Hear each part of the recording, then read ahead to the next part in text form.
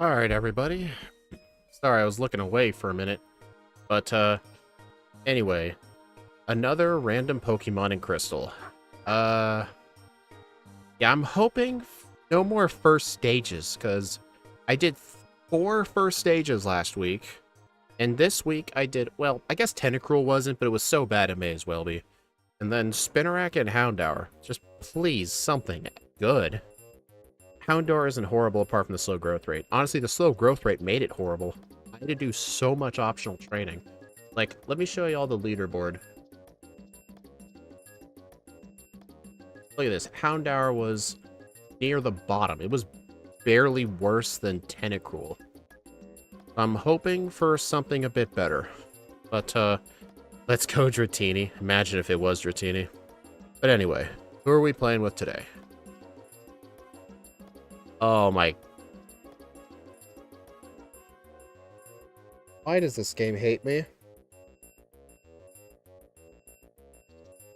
Seriously, why does this game hate me?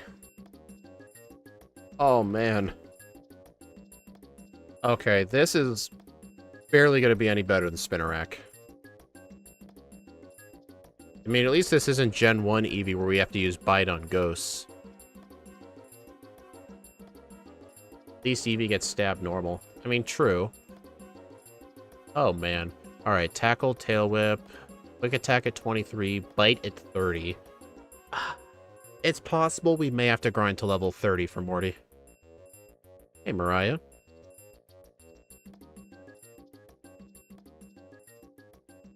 Okay, yeah, there is a decent chance we may want Bite before Morty. There are other stats. 55 attack, 45 special attack, 55 speed. Kinda low across the board, but... Okay, we do get Mud Slap, so... Our strat for red could end up being, like, Mud Slap, Curse, Return, and, Rest? Either Rest or... Probably Rest. At no MVF. I only re-roll for like Caterpie, Weedle, Magikarp, Feebas. Probably Sunkern. I'd probably re-roll Sunkern. But no, I always complain about doing first stages, but at the same time, what makes these random streams interesting is because there's always the chance I have to do a first stage.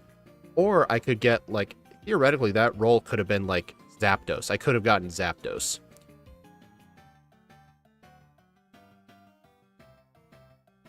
Yeah, we should definitely try and save Mudslap for the end. It may be tempting to teach it early, because the hikers with the Geodudes are going to have resisted damage with normal moves. But we got to think about the final picture. Like, we got to hold on to Mudslap for red. It's going to make red very, very easy. To the point where we can beat the Pikachu easily, we just need Quick Claw luck. And with normal types, red will send out his Pokemon in order.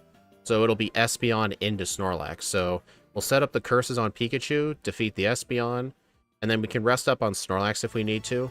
And then hopefully Venusaur Sunny Days, and then Charizard. We'll look at the ranges once we get there.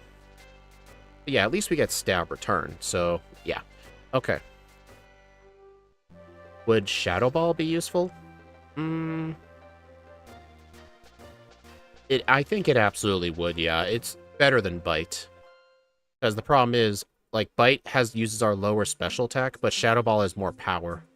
But it does have less PP. We could use HP Ground. That is another option. But let's keep our mind open, because for another hidden power. Oh, wait. What are we going to do about Jasmine? I mean, Hidden Power Ground would solve the Magnemites, but the Steelix, though, is going to be very bad. We don't get Rock Smash, either. Alright, so we're gonna have to circle back to Jasmine. Price, Claire. Honestly, I think the only person in the league to worry about is Bruno. Mudslap and Aerodactyl and Steelix. Yeah, honestly, I said I wanted to keep Mudslap for red, but if we teach it early, we're gonna have to keep it on our moveset. But with how limited our move pool is, that probably won't be an issue. I'm not kidding, it probably won't be an issue.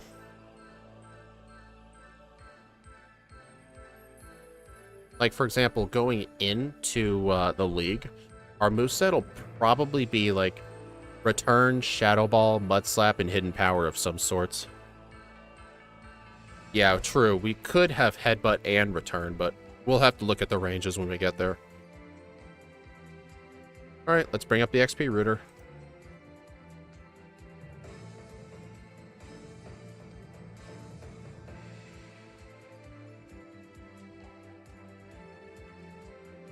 Alright. Okay, so what's our Hidden Power type going to be? Let's see. Hidden Power Ground does definitely seem the most tempting.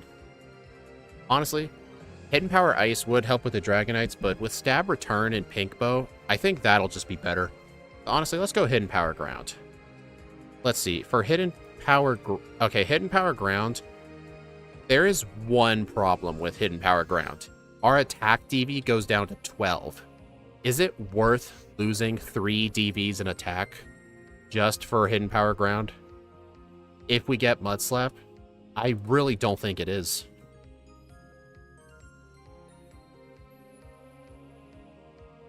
Let's see. If we chose to keep our attack at 15 and just changed our defense stat, because your attack and your defense alters what your type is, we could have Hidden Power... Oh, lowering the defense... Our defense 12 through 15 is just Psychic, Ice, Dragon, and Dark. But with the attack DV, we could get Electric, Steel, or Ground. So if we want a different Hidden Power, we'll have to lower both of those stats. Snowy did Hidden Power Water with Ursaring. How would that help? I guess it would help with the Jasmine quite a lot. Honestly. What's the Pokemon? Eevee. Honestly, I think so. Hidden Power Water might have to be it. Because here's the thing. Dig, or not Dig, Hidden Power Ground, Mud Slap, it's going to do hardly anything to the Steelix. We have to be using a special move. And Hidden Power Ice, it's not going to be a solution for what's his face.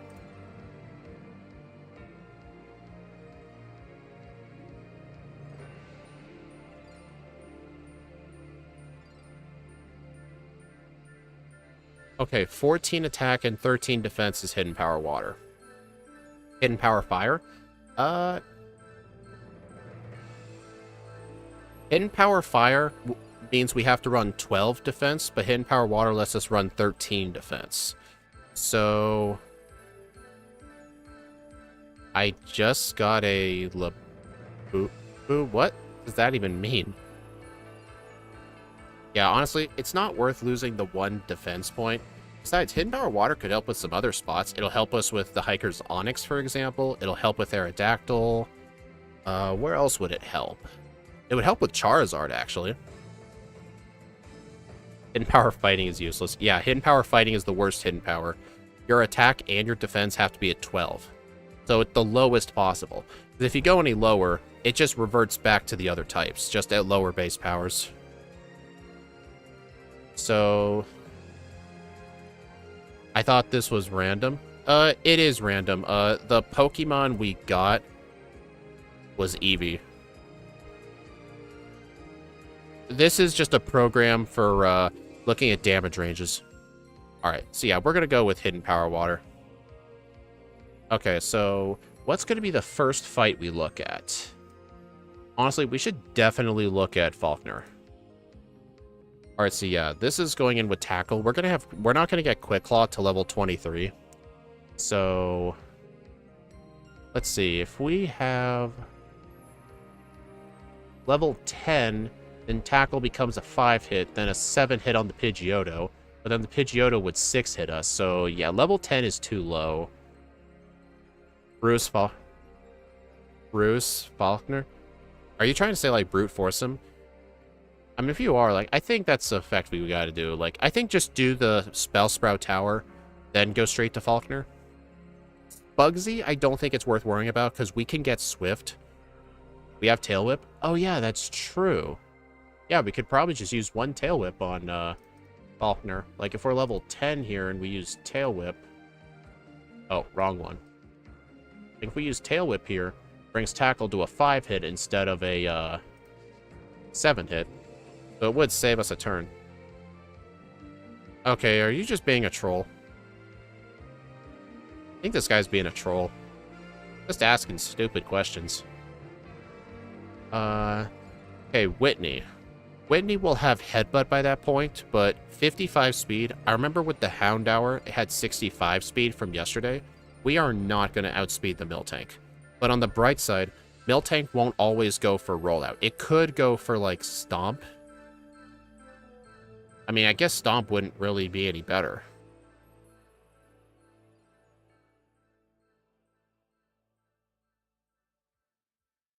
I will see myself out. Have a good day.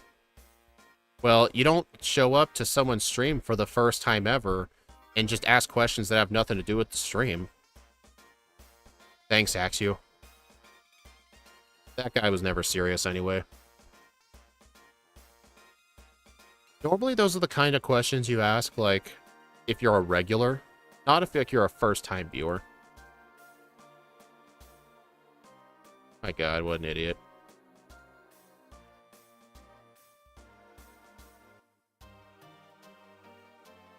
Banhammer. Yep.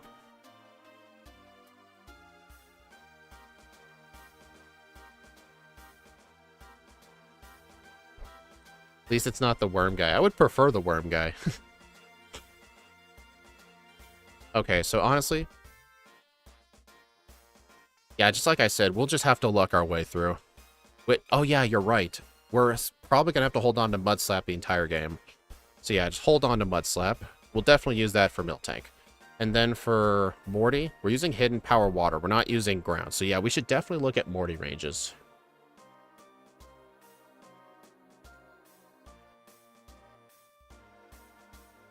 Hey, look, no moves. Hey, look at this. The only move that can hit Eevee is Dream Eater. Okay. Alright, so let me go ahead and make sure we have Mud Slap. Bite.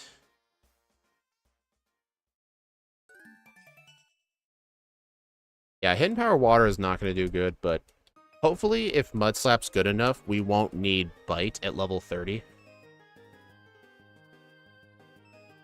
Alright, yeah, look at that.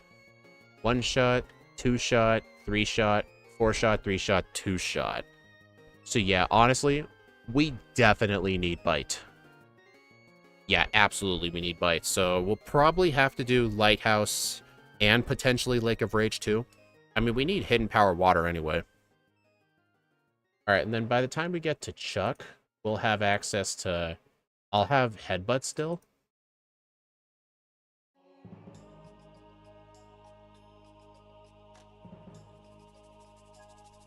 Alright, so then on Chuck, 2 hit, then a 4 hit.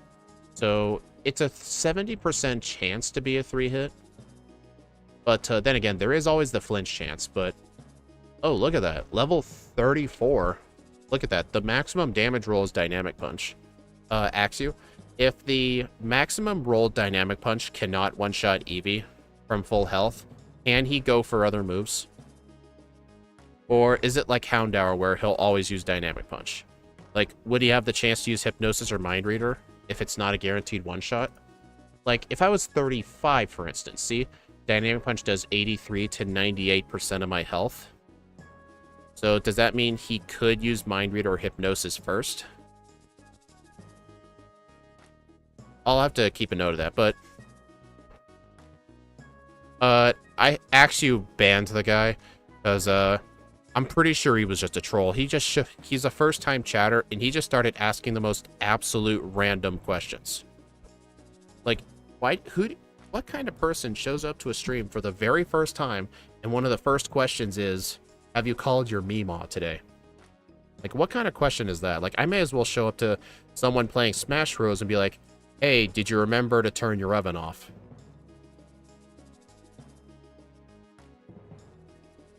Anyway, Jasmine, let's take a look at Hidden Power Water.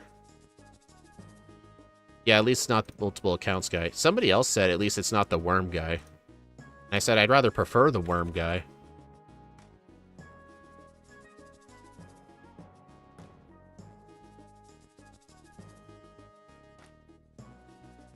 All right, hidden power water. Oh, look at that. Mud slap is a yeah, I mean, that makes sense. Mud slap is so weak. Yeah, we'll definitely need the paralysis cure berry. Same thing with this. Hidden power water is a 3-shot on the Steelix, and then Iron Tail. Oh, yeah, we'll have to use Mud Slap on the Steelix as well. Jasmine electric or steel? What do you mean? She's a steel specialist. I take the gravel guy. Right. All right, I'm not going to worry about price. I guess I do want to look at Claire.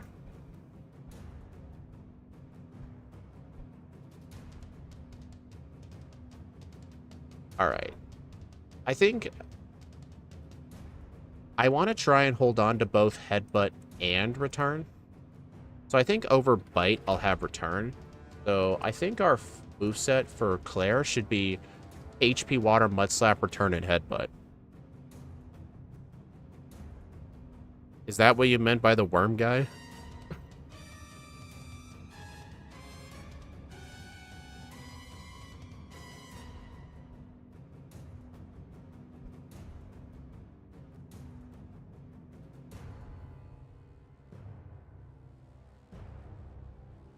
Alright, so I don't know if we'll have a maximum powered return.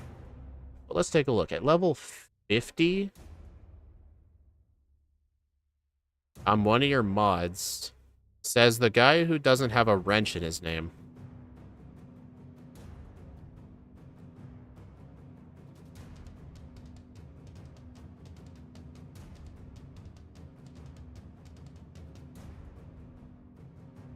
Dominic, was that you?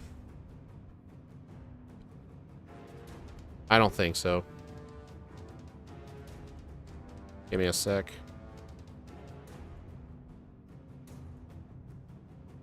Okay, so yeah, level 50, guaranteed, guaranteed, guaranteed.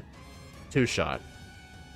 48 with pink bow is fine. I think so, yeah. 48. I'll just need to remember the pink bow, so at least 48.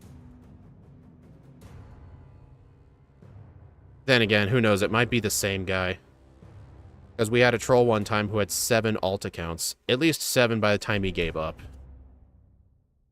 Alright, so I'll make a note for Claire to be 48. I don't think there were any important notes for anyone else. Like Chuck, we just have to get lucky with Mud Slap and Headbutt. There's probably no point in Mud Slap, because if he ever uses Lock On...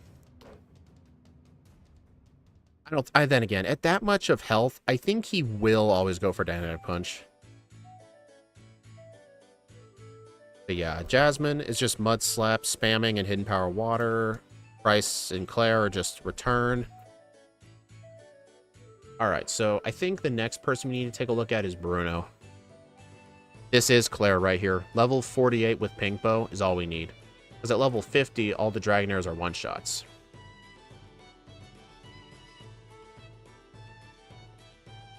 Okay, so Bruno. Houndour was level 58. I'm hoping we wouldn't need that. Okay, yeah, Return's a 2-shot. I'm not worried about that. Hitmonlee's a 1-shot. Hitmonchan's a 35% chance. Oh, but here's the thing. We could buy proteins. So I'm gonna head over to the rocket section right here. I'm gonna go ahead and make us do a 5 protein vitamin buy. So if we arrive at Bruno, it goes from a 35 to a 66% chance. And Mach Punch doesn't really do too much damage. Then Onyx, HP Water. Machamp is arranged to be a 1-shot, so... it would have to be a Mud Slap and 2 returns. Here's the question, though. Is it worth going... Wait, no. Go for the Headbutt flinch. See, look. 41 to 49. 59 to 70. Kind of wish you could highlight text in this. There's never a reason to have your mom save your money in this game. In Heart Gold, Soul Silver, it can have benefits because your mom could get you those super effective damage-reducing berries. Yeah, we will have to Headbutt into Return. Oh, wait a minute. Forgot the pink bow.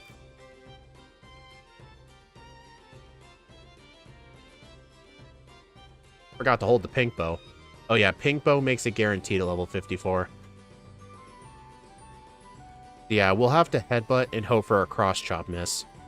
I don't know what order he would send out Machamp, though, against the normal type. Like, he has Hitmonlee and Hitmonchan as well. It'll probably be Onix last, if I had to guess. Alright, then Karen... Two-shot, two-shot... I hate how Hidden Power Water is the... Hidden Power Water, there is no way Hidden Power Water is the best move. Look at this. Gengar actually cannot hit an Eevee. Well, it could use Curse. Gonna go Hitmon's, Machamp, and Onix. Oh, okay. Pink Bow's like an expert belt. It boosts normal moves by 10% in this game. In newer games, it's the Pink Bow, aka the Silk Scarf, is 20%. I don't think I think she'd save Gengar for last. We'll have to look at maybe one of Scott's videos where he runs a pure normal type and see. She probably will save Gengar for last, and I think the AI, the enemy AI, has a thing in the code. It will not use Curse if it's the last Pokemon. Actually, wait, no, that's not a thing. Never mind. It's just, it won't use Perish Song if it's the last one. It's going to send Gengar out third. Okay. Good to know. So yeah, we'll just have to use Mud Slap. Question. Does Curse skip accuracy checks? Like, if I use Mud Slap and it uses Curse, will it still hit me? Like, is it a no-miss move? Because that would be an important... It is a no-miss move. So yeah, it's 1.3% chance to 3-shot. Oh, man. That's kind of a concern, actually. I mean, is there any other move we could teach for this fight that could work? Shadow Ball. Let me try that.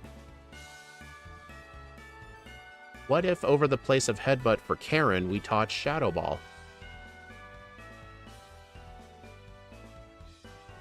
There we go. Okay, look at that. Barely. 100 to 113%. That's barely cutting it close at 55.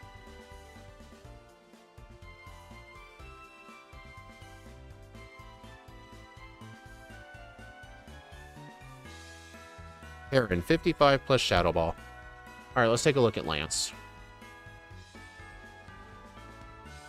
Okay, yeah, we will need to save... Okay, two things. We either need to save the Paralysis Cure Berry for Lance and have to deal with the... We'll have to deal with Paralysis from Jasmine. Or we use the Paralysis Cure Berry for Jasmine, but if we use it, we have to get the other one. There is actually another Paralysis Cure Berry on Route 44, south of Blackthorn. Yeah, the route south of Blackthorn near the end, there's like a small little pond. There is a Paralysis Cure Berry there. There's also a Peepee up there too, fun fact, but I almost never get it. We may actually get the second berry, because look at this.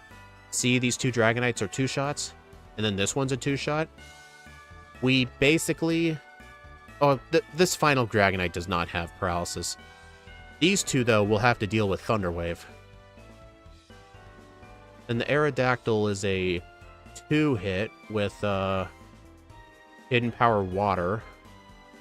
And then Charizard's 2-hit with Return. You could go Rest for Lance. If his Dragonites are at half or below, they will... Excuse me, they will go for it. You know what? I mean, Shadow Ball's only really good for Karen. Don't tell Ike, but we probably should teach Rest, actually. Yeah, let me go ahead and do that. Tutor move over Shadow Ball.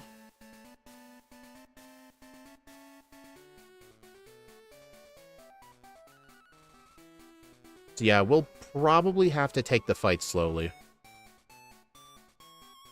Oh wait, actually, I gotta unequip the pink bow. Let's pretend I want to equip the Paralysis Cure Berry. Oh, that turns his final Dragonite into a 78% chance to 2-shot instead of a guaranteed 2-shot.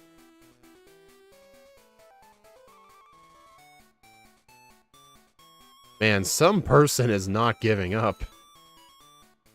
It's gotta be the same person. Well, thanks for bringing up the volume of the chat rate. Thanks for increasing the chat rate. I wonder if that helps the algorithm in any way. Not sure. Honestly, if we want to have the paralysis cure berry, we need to be level 58.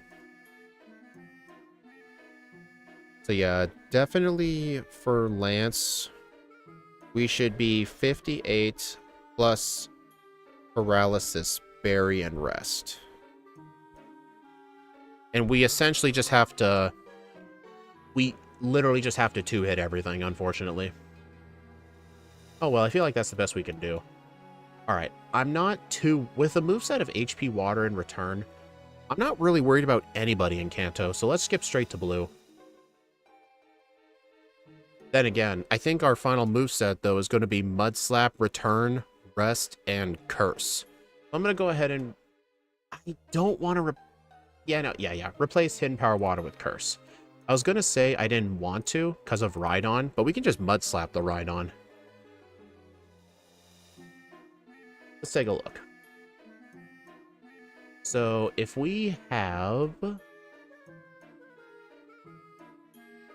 Let's see... At 1 Curse by default, we one-shot Alakazam. Holy cow. Mud Slap does less than Return on the Rhydon, despite it being super effective. 10 to 12 versus 19 to 22%. And 2-shot Gyarados, 2-shot Eggy, 2-shot Arcanine. We are not using Hidden Power Ghost for Morty. We're just going to grind to level 30 and get Bite. Hidden Power Water is honestly just more valuable.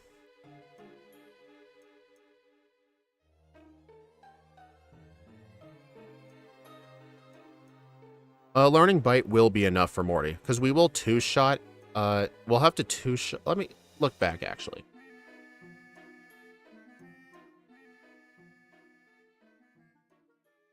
Yeah, Bite one-shots the Ghastly, 2 shots both Haunters, and then 67% chance to two-shot the Gengar. But look at this. The only moves they can even attack me with are Curse and Hypnosis Dream Eater. Plus, Bite can always flinch.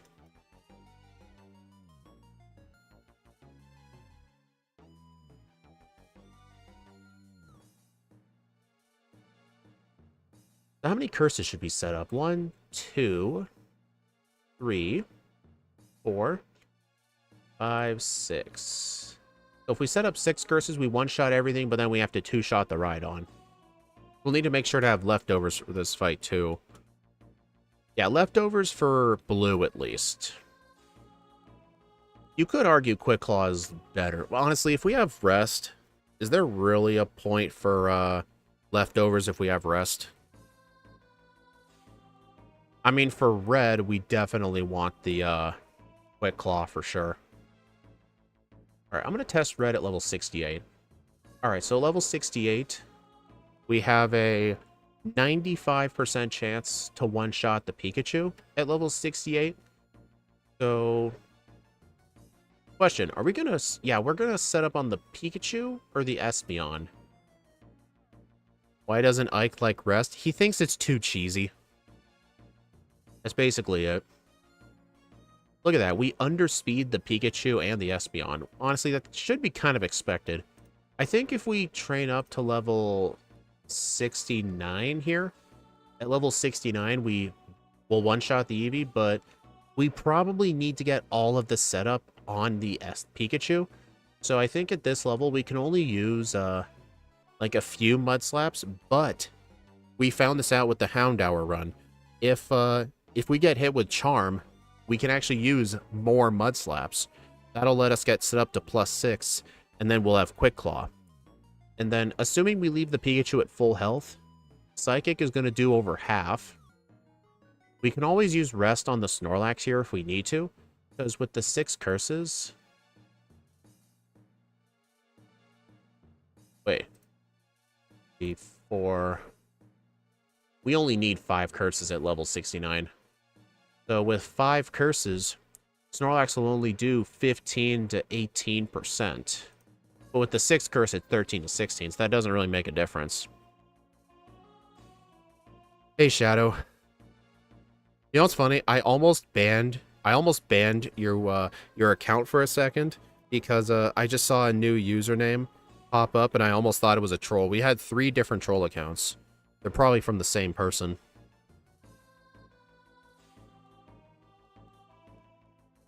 So yeah, honestly, let's see. Psychic would do more than half. Probably rest on the Snorlax. Solar Beam cannot one-shot with a max roll, so it will go for Sunny Day. But the bad news is, if it goes for Sunny Day, Flamethrower will do 81 to 95%. And then Blizzard's a 37 to 44% chance. That's not really the best. I mean, like I said, I know with normal types, Red sends out his Pokemon in the default order. Let's look at 70. Doesn't really affect ranges at all.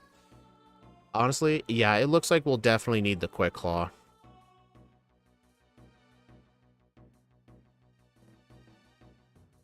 So, we basically need a Quick Claw on either the Venusaur or the Charizard.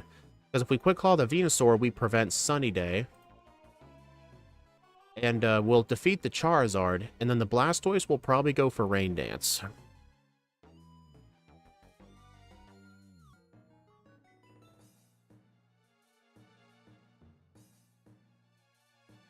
Technically, Quick Claw on the Charizard would be better, because if the Sunny Day was up, Surf would actually do less damage, and the Blastoise will end up using Blizzard.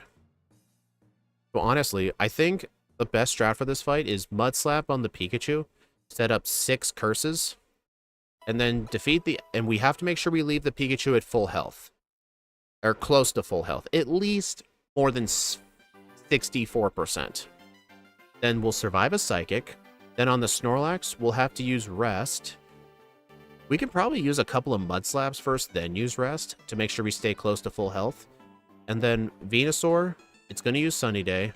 But if it uses Sunny Day, Charizard followed by Blastoise will kill us. So essentially, if we do not Quick Claw the Venusaur, we have to Quick Claw the Charizard.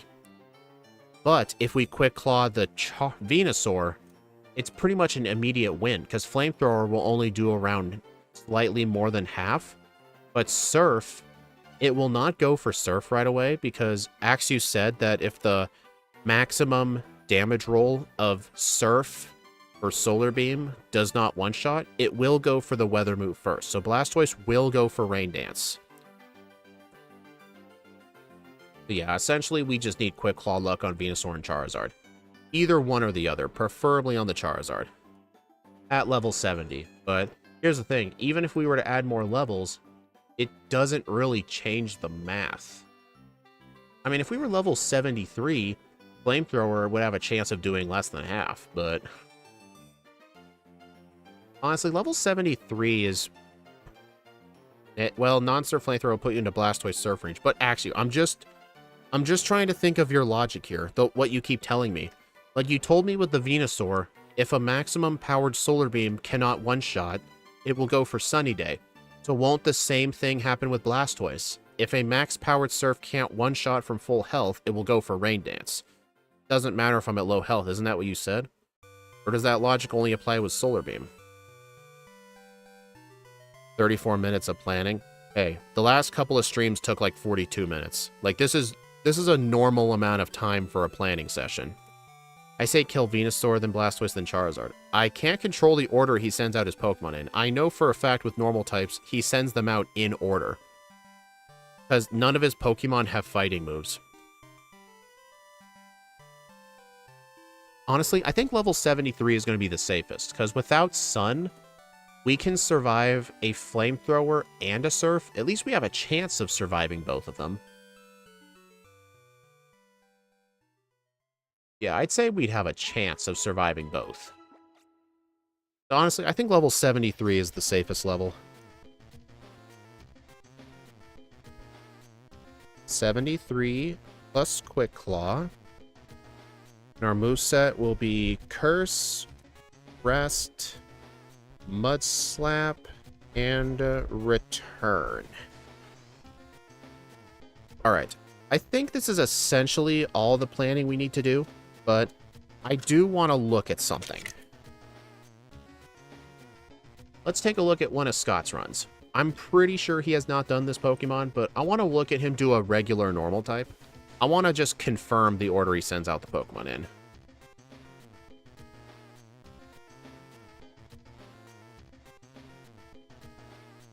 Let's take a look.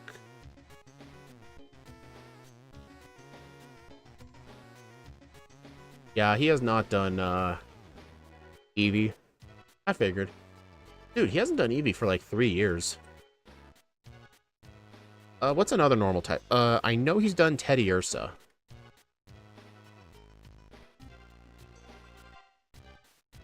Alright, I'm just gonna fast forward to the red fight. I'm just gonna look at the order he sent stuff out. Okay, so the Pikachu is much faster than Teddiursa, so I have no chance of going first. I think my best bet here is to just go for a return and hope that I get the one hit right away. However, 2 years ago, Pikachu dang. uses Thunder, does almost half, and also causes paralysis. That's unlucky. Luckily, my return does hit, and it takes Red's lead out in one hit. However, this fight is just not going to work, because Espeon comes out next, it sets up Reflect, and then Return doesn't even do half to it. It strikes back with Psychic after that, taking Teddiursa down to Solar Beam. The AI just sees that Solar Beam does more damage than Giga Drain, so it always goes for this on the first turn if it thinks it can get the KO. The only way that it's going to use Sunny Day is if it sees it can't get a KO with Solar Beam. So yeah, the Venusaur is going to be consistent. Next is Charizard. It outspeeds, uses Flamethrower, which does a lot of damage, and it causes a burn. Still, Return does enough damage because of course it does. And I get to the Blastoise. However, now I have a really bad problem. Teddiursa only has 32 speed, so it is not going to move first against the Blastoise, and if Blastoise knows that Surf can get the KO, it's going to use it against me. If it thinks it can't get the KO, then it might set up Rain Dance, and if Blizzard and Surf are both KO ranges, then it might randomize between them and miss with Blizzard. Alternatively, I could try to use Protect, and then see if I heal more with the leftovers than Burn does to me, but by the way, that's not how the math works. As a result, on the next turn I have less health left over. I try to go for Return, hoping that Blastoise will randomize and use Blizzard and then just miss. Unfortunately... Okay, yeah, so I was correct. It will be the right order. So yeah, we basically need a Quick Claw on either the Venusaur or the Charizard. Okay, I think that's effectively all we need to worry about.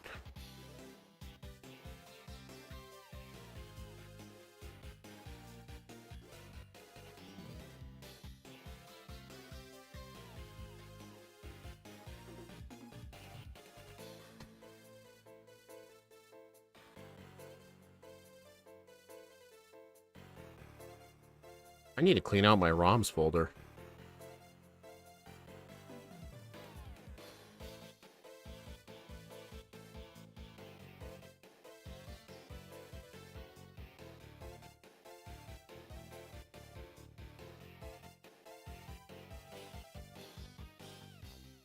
Alright, so for Hidden Power Water, I need to have 14 attack and 13 defense.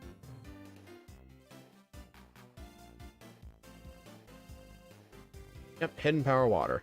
Dude, Hidden Power Water only gives us 7 HP. Dang. What did the Pokemon from last night's stream do? You mean, how did it do? Houndour was pretty decent. I liked how it got really good moves early on, but the slow level up group really held it back, because I needed level 75 for Red.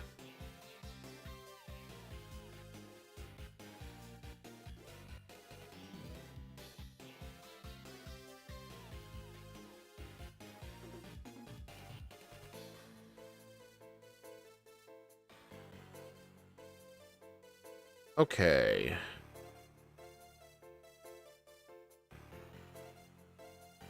Oh, we're not playing with Teddiursa, Shadow. I only looked up Scott's Teddiursa run as a... I was trying to see what order Red sends out his Pokemon against the normal type. And it is in order. But yeah, we're not doing Teddiursa, we're doing Eevee. Because, yeah, for all of the random yellow runs last week and the random crystal runs, they've all been first stages. It's like, dang, dude. Okay, so now we need an over-under. All right, let's take a look at the leaderboard and try and think of an over-under. Let's see. Better than Spinnerack, better than Fortress, better than Blissey, guaranteed. Is it better than Houndour? Honestly, I think just the XP group alone makes me want to say yes. Plus, Stab, Headbutt, and Stab Return. Tentacruel. I do believe it's going to be better than Tentacruel, yeah. Because Tentacruel's early game is so horrifically bad. But then again, last time I did overestimate Houndour, so I will be a little more generous. Honestly, I think, let's see, last time I thought it'd be a 128 to 131, but Houndour got a 140. So I, like, overestimated by 10 minutes.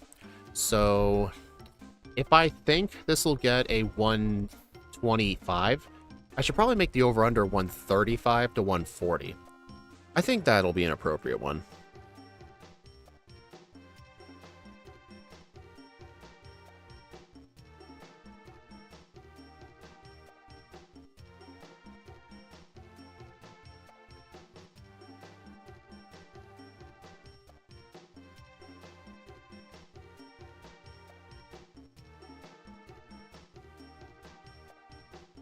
Alright, well, I guess we'll go ahead and get started. Oh, I better make sure I record a root file, in case somebody wants to replicate this run. I'll have it minimized, though. I don't want to look at it during the run if I can.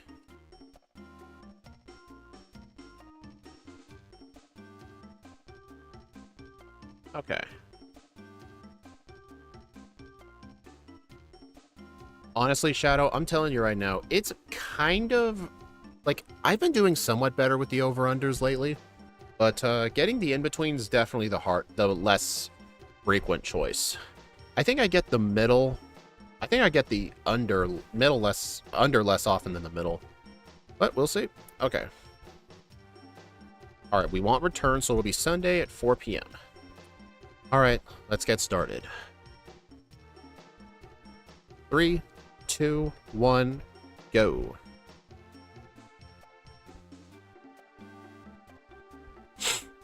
Hey, look, a Ditto. Oh, yeah, speaking of stuff I would reroll, if I did randomize a Ditto, I would reroll. There are basically very few Pokemon I would actually reroll. Ditto's one of them. Because I like how there's always the chance of us having to do a first stage.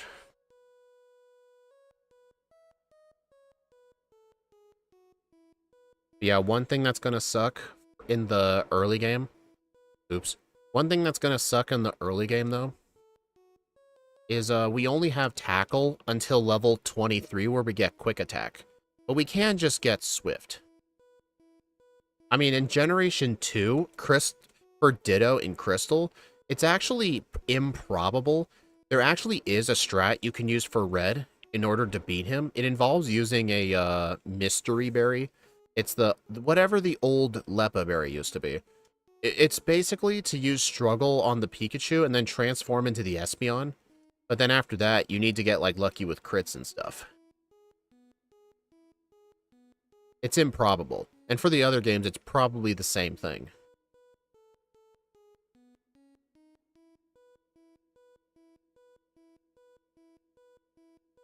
But yeah, at least for Faulkner, we'll have access to Tail Whip to increase our tackle damage. Also, at level 10, I tested this range at level 10. Tackle brings Pidgeotto from a 9-hit to a 7-hit. I'm sure we'll be a higher level, though, because I do plan to fully clear out Sprout Tower.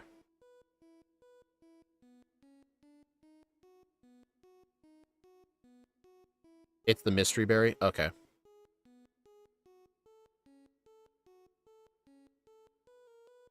I might want that.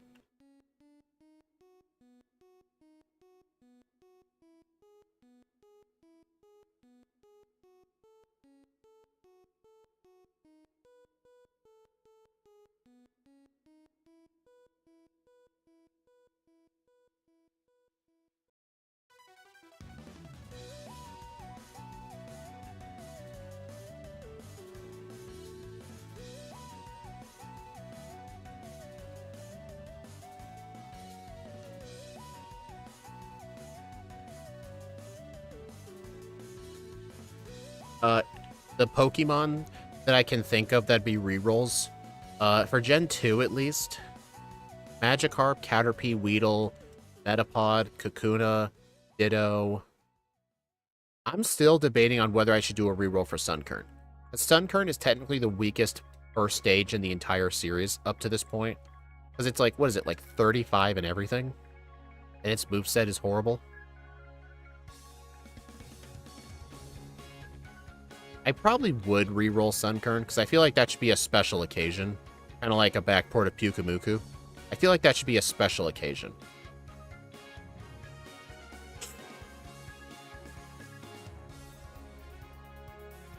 I tried an impossible challenge the other day in Red and Blue, meaning I tried a Nuzlocke with the impossible solo run, wasted 40 minutes, but now I'm smarter, kind of. Okay.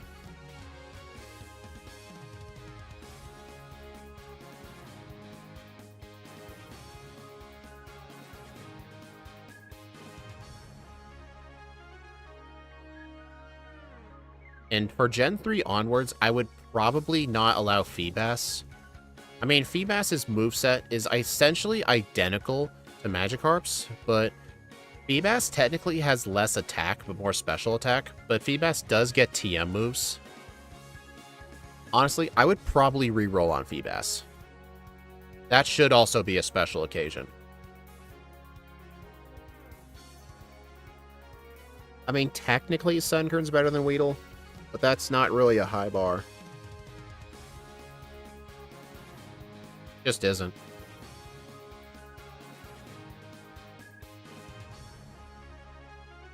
Finally, Sand Attack. Oh, get over there.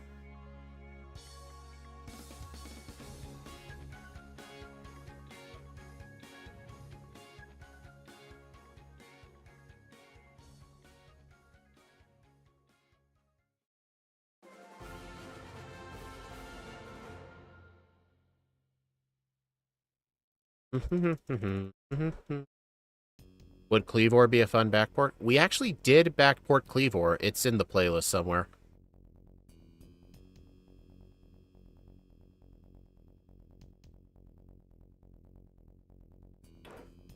We could have lost if any of those crit, by the way. Oh, it could actually be worth using Sand Attack on Pidgeotto. I think I probably should Sand Attack the Pidgeotto.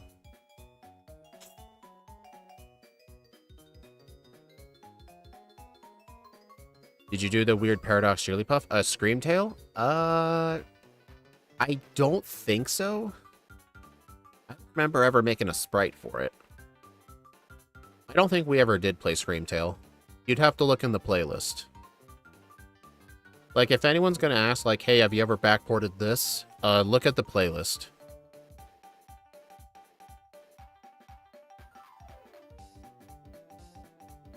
Alright, I'm not even gonna bother fighting this guy. I don't have enough PP.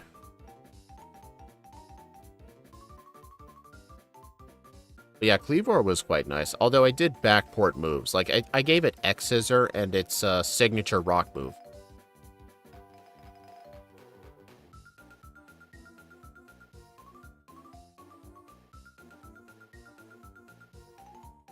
Oops.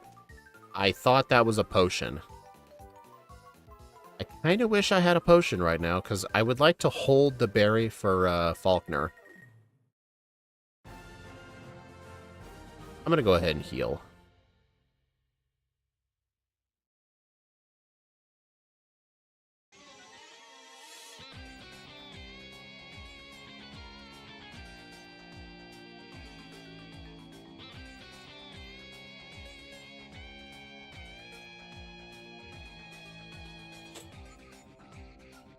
Alright, so yeah, definitely right away, one Sand Attack, one Tail Whip.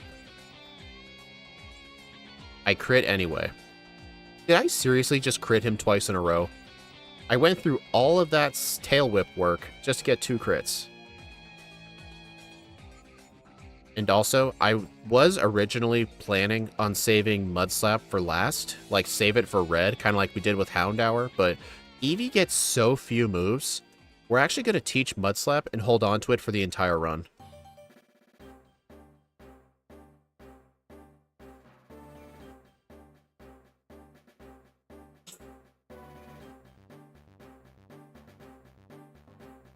Still need a cut user, by the way. And something that really pains me is that Rattata could not learn cut until Gen 3.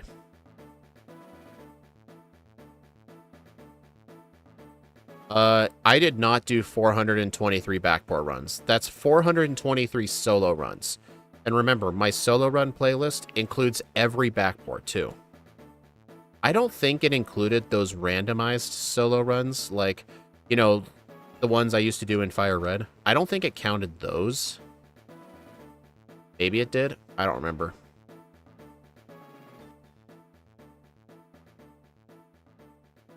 Okay. Alright, and since it's daytime, I do have the chances of Sandshrew.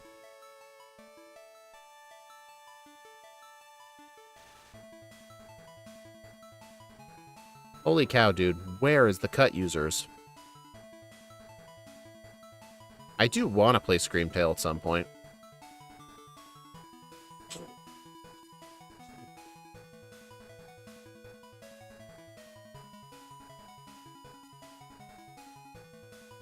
Oh, also, I will be getting Swift. Like, it's usually not worth getting Swift if you're going to be getting Headbutt immediately, but going from Tackle to Swift will help us a lot with Bugsy.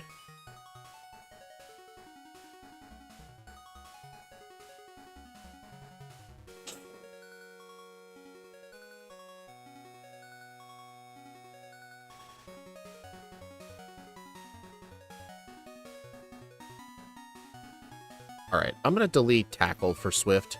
I'm still going to hold on to Tail Whip and Sand Attack just in case.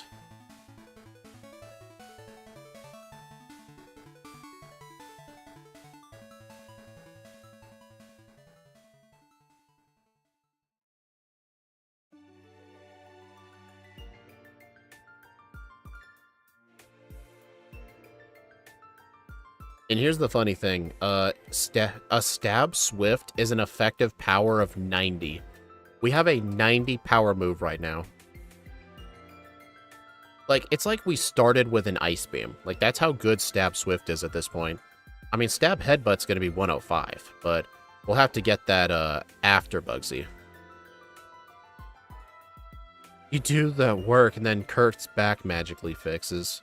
I mean, yeah, it's the power of Pokemon magic, you know? Don't question it. But I will question how that Zubat lived.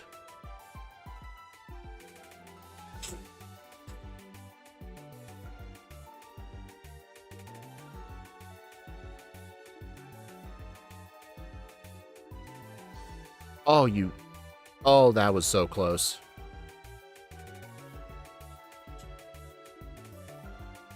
Well, at least Kurt heals you. But during the Tentacruel run, I kind of wish it didn't. You know what's funny? How I said I originally wanted to save Mudslap for last? It would not have mattered anyway, because without Mudslap, I would literally have no move to attack the Ghastly on the Rivals team, so I pretty much had to teach it at this point.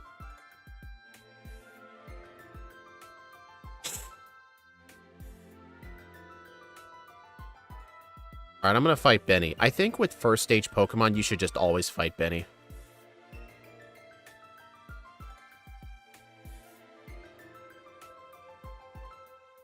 Growl? No.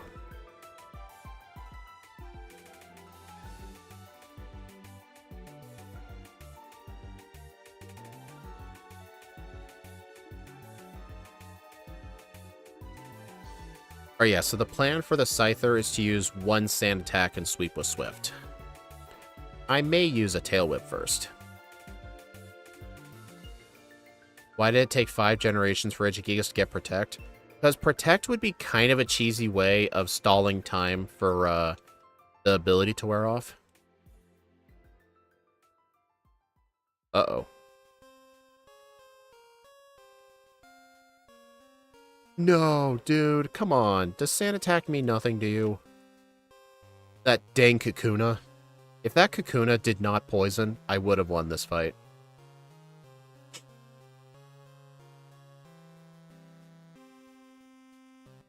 Ah, crit, get wrecked. Sand Attack.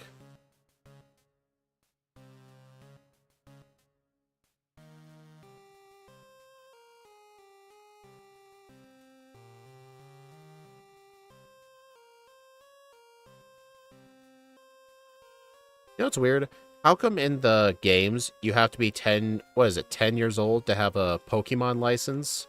But there are literally preschoolers with Pokemon? How much sense does that make? I don't think Serena and Caleb are 18. Is that like officially confirmed?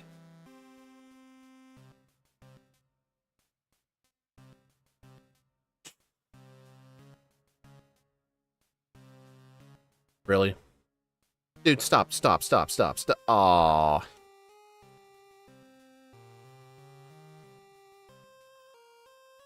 You know, there's always the chance of him doing that. But you know what makes it even worse? That's in Gen 2, if the opponent uses Hypnosis, it's only a 45% chance. And he had a Mud Slap on him, but he still hit it. That makes it feel even worse.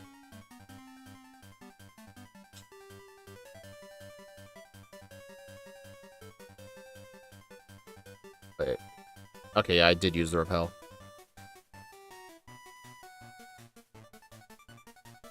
You know, since it's nighttime, if I still hadn't found my cut user, I could find an Oddish.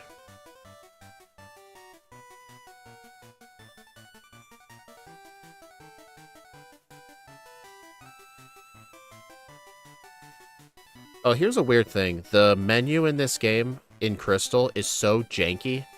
Like, if you try to use Turbo through the menus, or by, like, spamming text, it, like, kind of goes slow. Like, see, like, it's kind of hard to see, but whenever I use, like, an item or a healing item or something, the text feels a little delayed, but if you mash buttons, or you Turbo A and B, it kind of, like, makes the text go better, if that makes sense.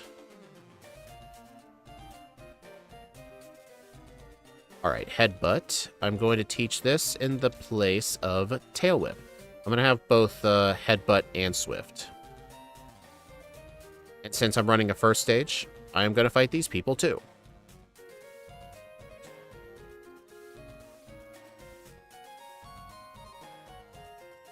There's no point in me having to have seen those, Dominic. I've done those myself in randomizers. Because most Majora's Mask randomizers have Fierce Deity anywhere. Well, you can use Fierce Deity in boss rooms anyway, but I've beaten bosses in randomizers with Fierce Deity. It's really freaking fast. Like, he's so overpowered. Like, for example, in the boss of Great Bay Temple is Gyorg. With Gyorg, or Georg, I go back and forth. With Gyorg, you can only damage him if you're in the water. So you can't just, like, shoot arrows at him. You have to, like, go into the water as Zora. But Fierce Deity is the only exception. Fierce Deity can attack it without going underwater. I mean, Shadow, no one was interrupting you.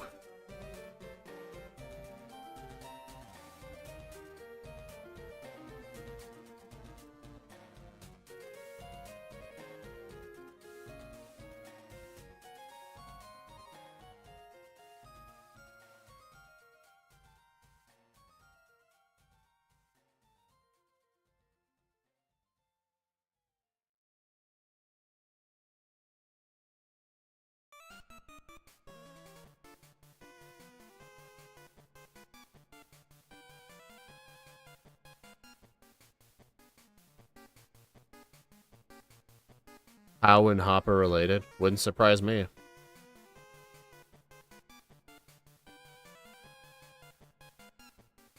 I'm amazed I skipped that Diglett guy.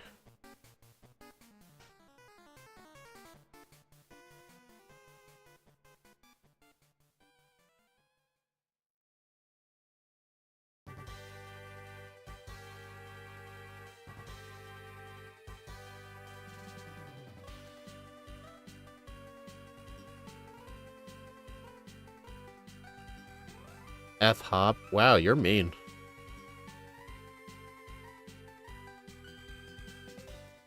You know, Quick Claw might come in handy.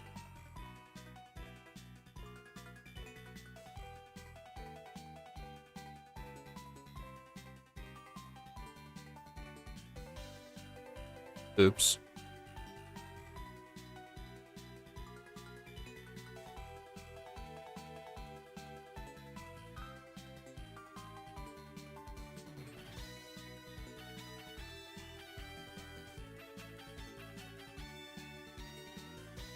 See, no need to heal poison.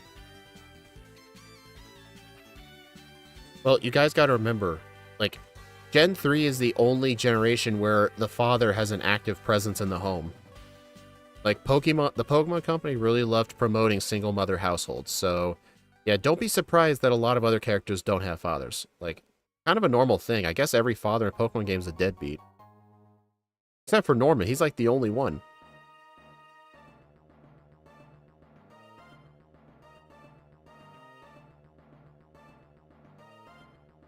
Alright, I'm gonna equip the Quick Claw because it could come in handy for the Miltank. We may have to just we may just have to we'll have to Aerodactyl our way through Whitney. Kind of the same thing with Houndour, because we had to spam Bite with Quick Claw and hope for flinches. We're kind of doing a similar thing with Headbutt.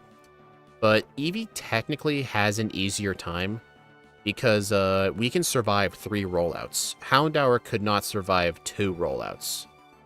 In the manga, Norman's awful. Is the manga really canon, though? That's like its own universe, though, isn't it?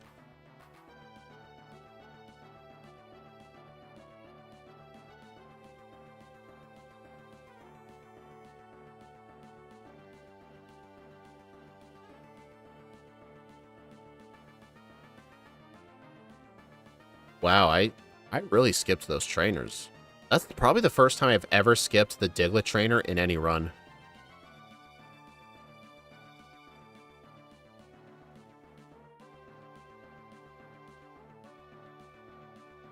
Darn.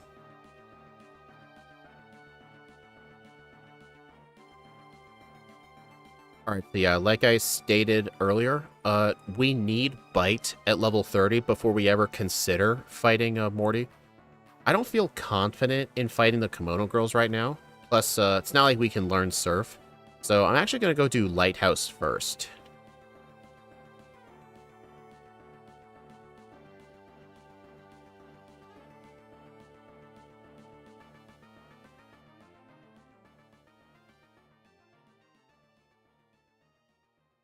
Hey, I like Diantha. I mean, Diantha has a good team, but the problem is, it's just the game she's in is too easy. You know what's funny? She's not a powerful champion. She and Steven are the only ones that use Megas. It's just because of the game she's in. I mean, her Pokemon are still good. Like Halucha, the Fossils, Gudra. Gudra is a freaking pseudo. And Mega Gardevoir is really good. Like, maybe if you were doing a hardcore Nuzlocke and you had to be at the level cap, then it would probably be different.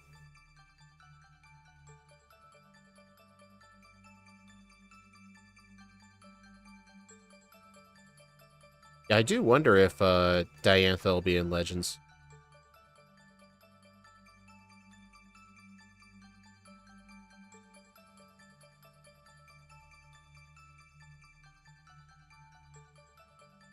There we go.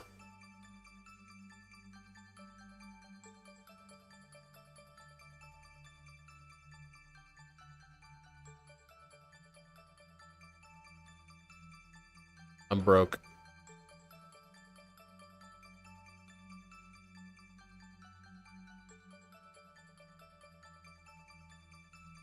There we go.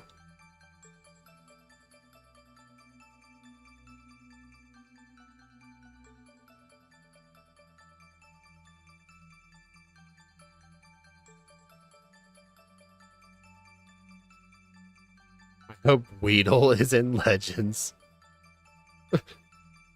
True. If Weedle's in there, then I'll have to do a Legends ZA run with Weedle.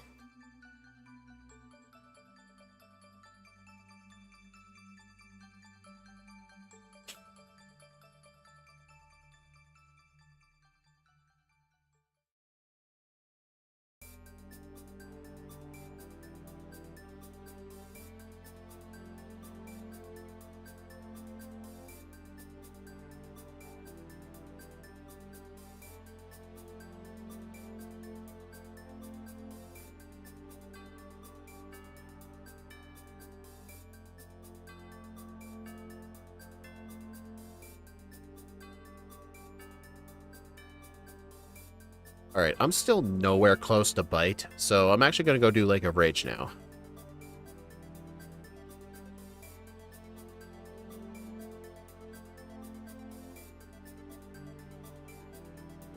Mega Beedrill in Legends. I do wonder if all the original Megas will be back, like, not just the ones introduced in X and Y, but also the ones from ORAS too. Plus, I think it was confirmed they were going to add new Megas. I mean, if they're bringing back Megas for the first time in, like, 12 years... that's not... More like 10... Yeah, 10 years is probably more accurate, because Sun and Moon. Then, they've got to be including all of them, right? Then again, they may leave out some Megas, who knows. Mega Aegislash? Kalos really needed more Megas.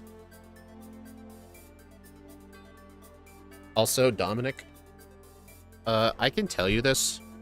Don't tell nobody, except for the people watching this. But, this year, I do have an Aegislash video planned. I won't tell you when, but it's this year. And I did it just because I knew you kept asking for it.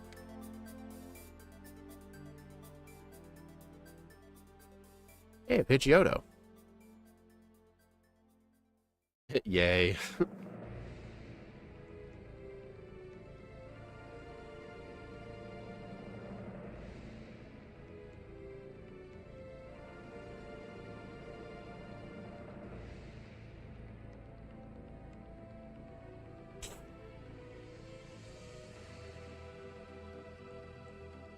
Uh-oh.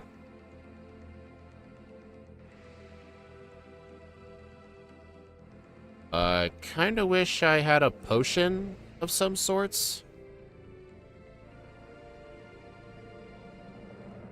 Alright, hold on. I'm gonna use a Ether on Headbutt, just because Headbutt's my most powerful move.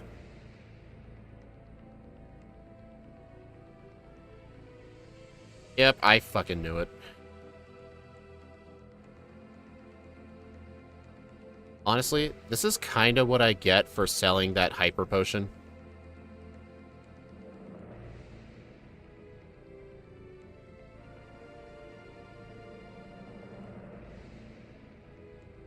You know what? I think this should be enough training. No, I still need to get Hidden Power, so yeah, I need to go back.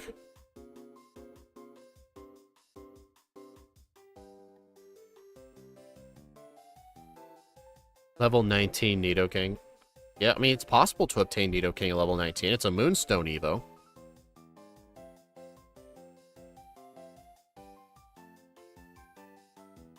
Well, Steve is the one who started convincing me to sell things like spare full restores, because the only way I was able to afford the 31 Super Repels is to have sold that Hyper Potion.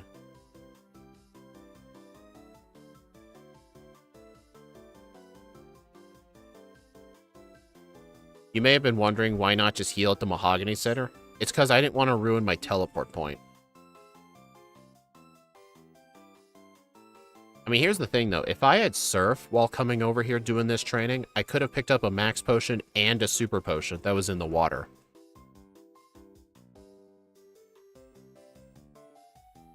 Oh, wait, I could have just gotten this.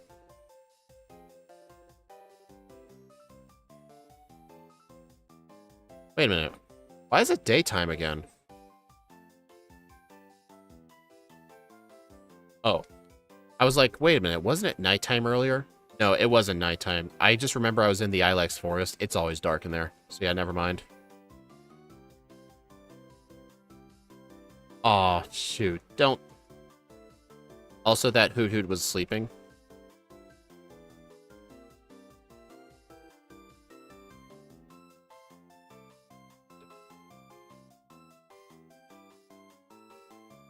Alright, let's see. I'm teaching Bite over Sand Attack, and then Hidden Power over Headbutt. Yeah. No, Hidden Power over Swift.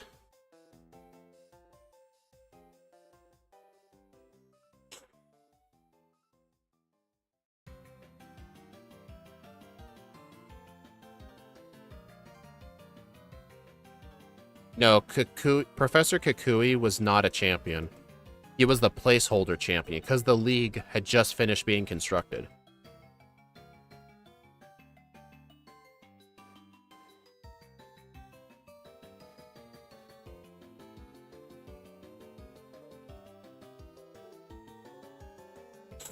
Hey, look, this Eevee's fighting his big brothers.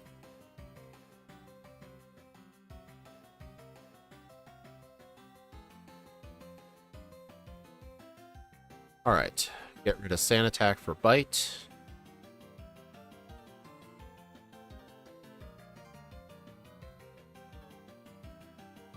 Now, I'm surprised that troll never came back.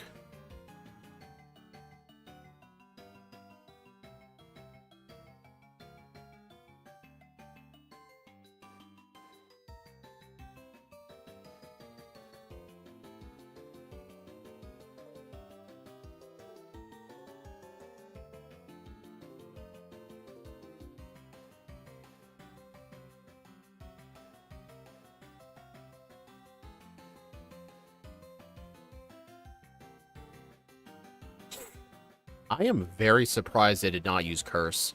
It kind of makes me wonder. I wonder if facing normal types, the ghosts try to prioritize Spite instead of something like Curse. I almost never see that thing use Spite. So strange.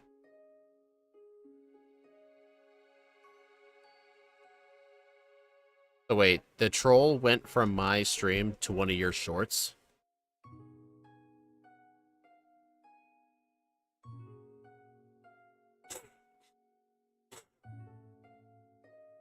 Oh wait, I know with Houndour, we had to delay Chuck.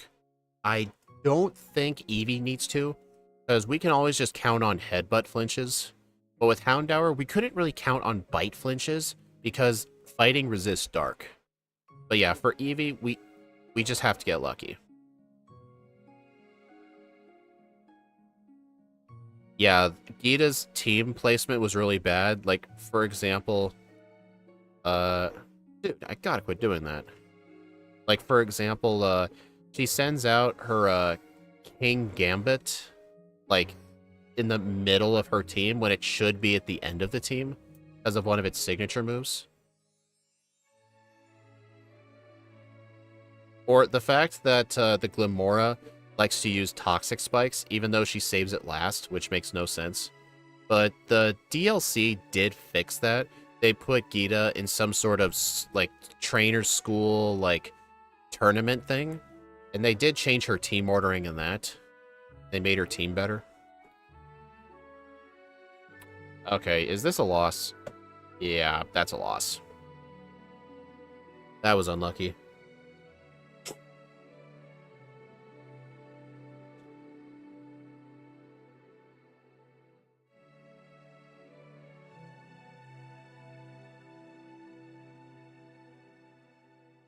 Dude, seriously, it keeps landing the 45% hypnosis.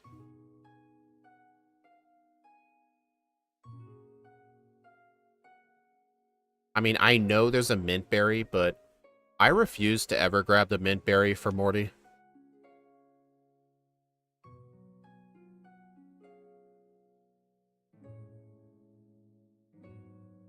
What?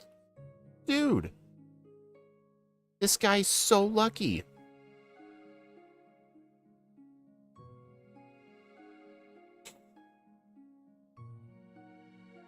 I mean, you could argue, like, since I was doing the lighthouse anyway, I should have gotten the mint berry, but here's the thing. It's 45% accurate. How? That thing just mimicked bite. Okay, this is insane. This is absolutely insane. Technically, with this amount of resets, it would have been faster to grab the mint berry. But usually with going out of the way for the mint berry, it's usually faster to accept 2 resets because of hypnosis. I have not seen one hypnosis miss. There we go. Oh my god. Seriously, this is insane. I'm being stubborn at this point, because I know for a fact, when I go get that mint berry, I'm just gonna miss. It's just gonna miss all the hypnosises. Plus, it takes time to go get it now.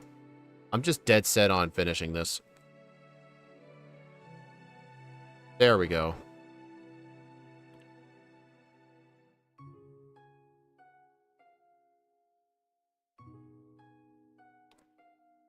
Yeah, you could argue getting the mint berry was probably the better idea. But still, like I said, 45%. That thing had to have had, like, 75% accuracy. Like, I've only ever seen that thing miss, like, 2 or 3 hypnosis. But I've seen it land, like, more than that.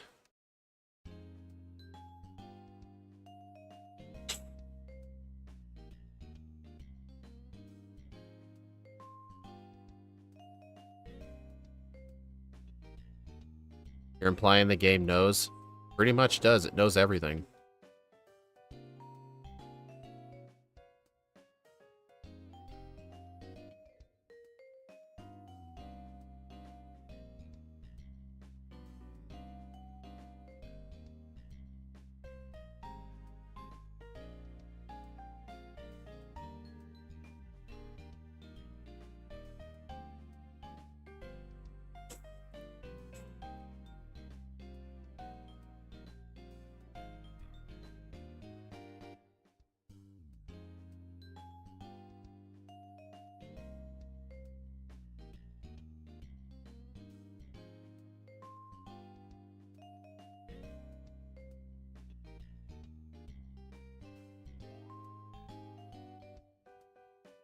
Nice crit.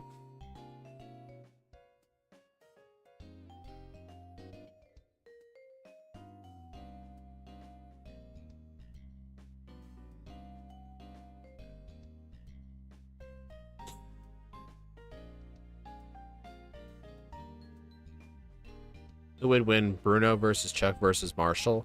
Like, assuming they all have the same levels? Probably Marshall. Marshall is probably the best fighting type specialist in all of Pokemon.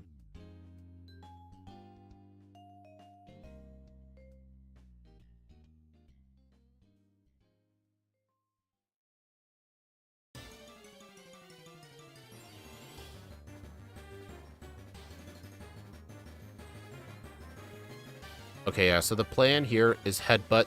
Well, actually, let's use one Mud Slap. Really?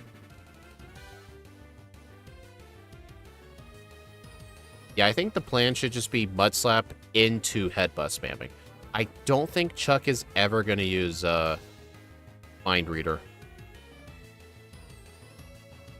I think it will always go for Dynamic Punch. Seriously? 50% chance, folks. With a Mud Slap on top of that.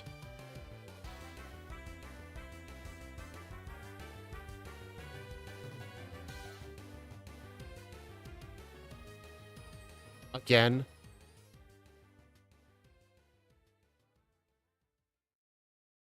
Oh yeah, which Bruno? Let's assume the best Bruno. Harkle Soul Silver. I mean, Marshall, in my opinion, in, like, challenge mode, is definitely better than the rematch Bruno, assuming they're all the same level. Okay, yeah, this fight, you literally just have to just Aerodactyl the fight. Choosing to do Jasmine or Price first, honestly would not make this fight any easier, because you still need to land headbutt flinches. Seriously, dude, come on.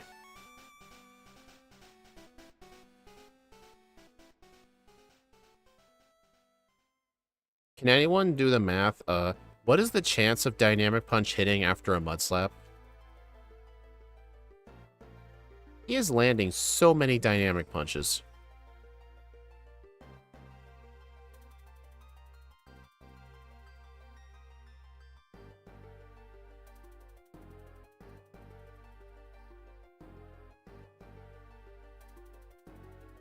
Seriously, come on. I was one headbutt away. Seriously, he should not be hitting Dynamic Punches through a Mud Slap.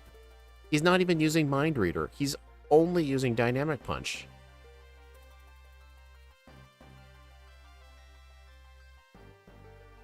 Okay, finally. That took quite a lot of tries. Then again, that's essentially the best strat.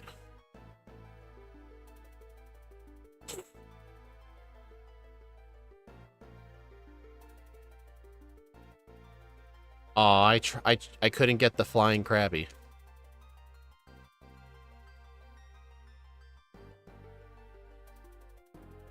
Alright, gonna save here in case something shady happens.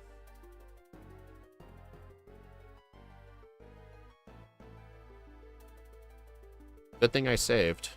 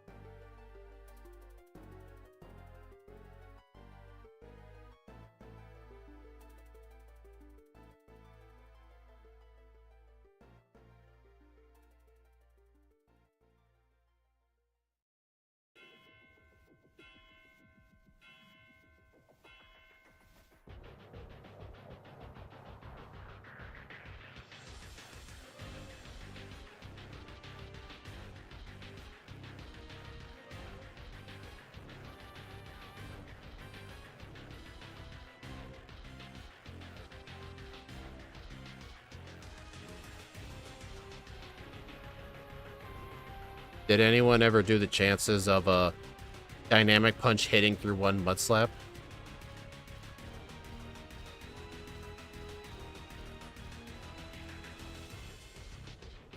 Probably should have gotten that hyper potion.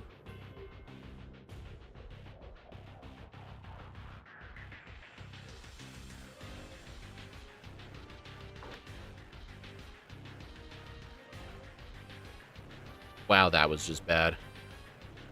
That was really bad movement. Baton pass, oh boy. Best move in the game.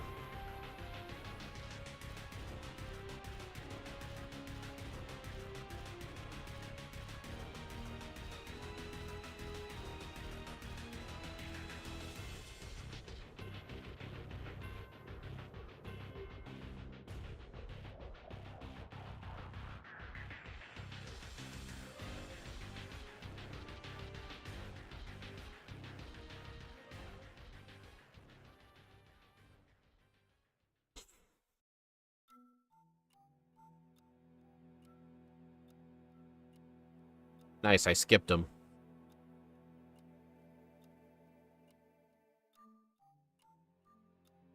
What? I just pulled a Steve. I forgot to talk to one of the rocket grunts again.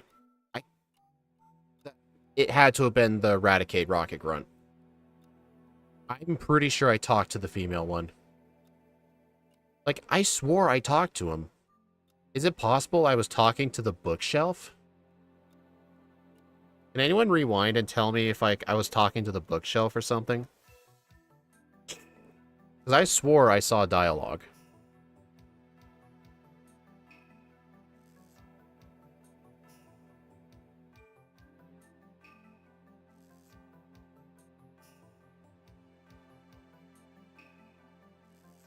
I was talking to the bookshelf? Oh my god, dude.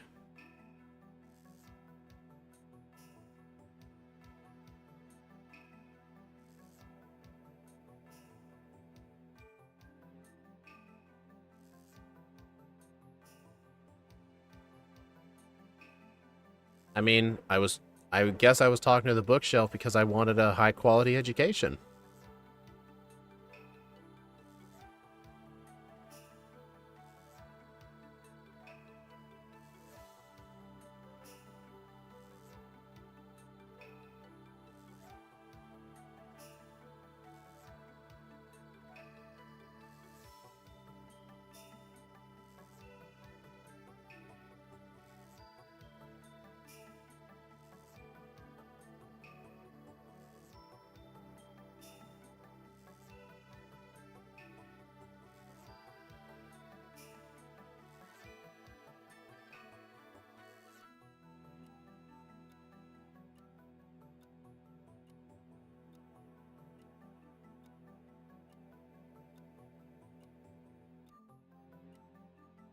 Yeah, I realized I didn't talk to him because I didn't have all the passwords. Yeah, I swore I saw dialogue, but what happened was I was talking to the bookshelf. which is kind of funny.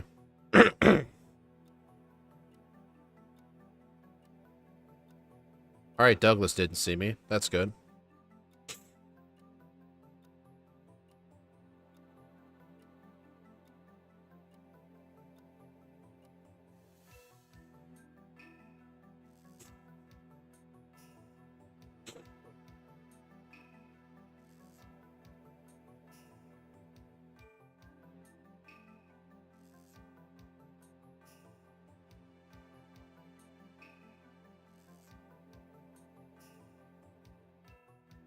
A beach outfit in a nice gym. Yeah, it made a lot of sense to me.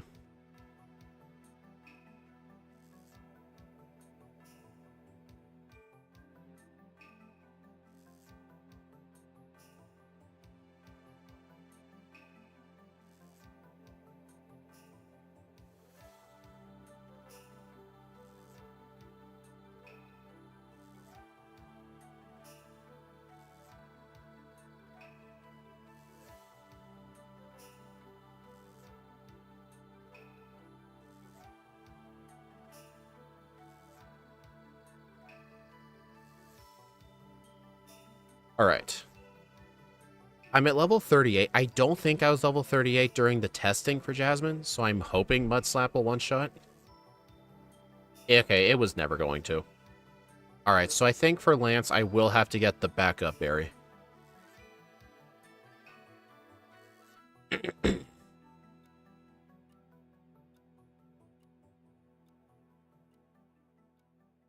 A range to a 2-shot, okay.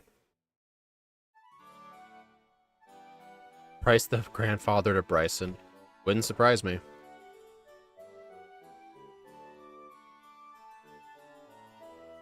That's not Azalea. That's not Violet.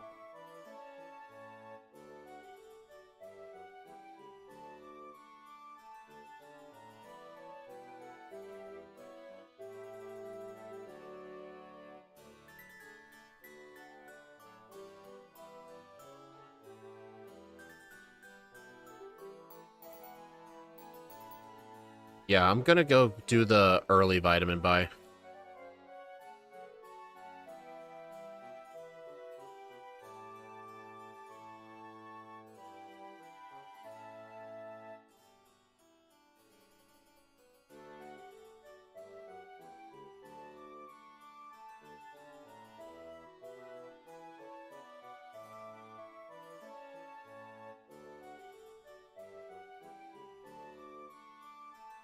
Alright, vitamin of the day protein. Let me make sure I use the protein I already have. I did. Okay, so I can buy... dude, I'm like 3 grand away. Oh, I forgot to sell my nuggets.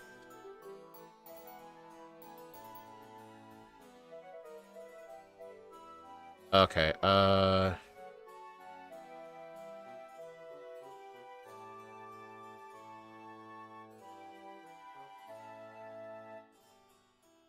okay. 6 proteins.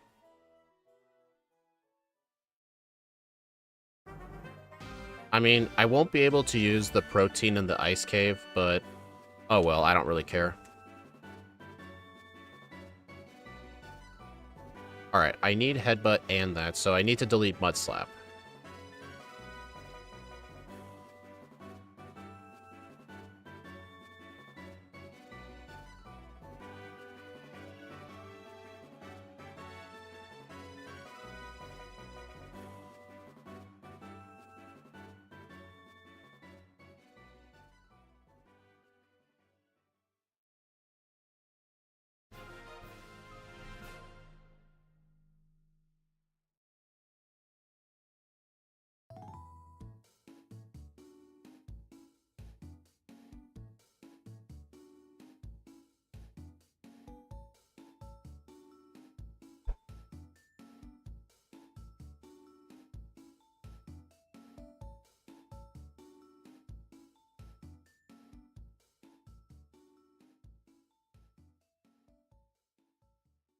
I wonder if return's going to be enough to one-shot the coughings on Petrol's team.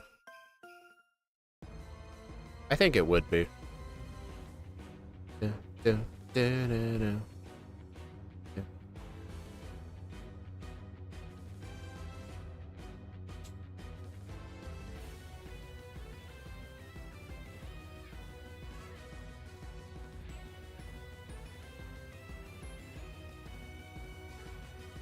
Really, that thing lived? Impressive.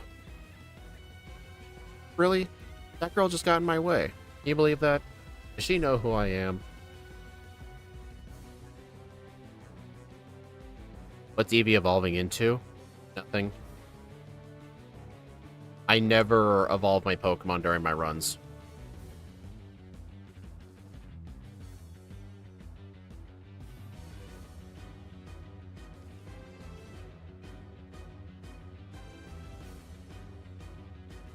Yeah, we don't promote no Darwinism in my streams.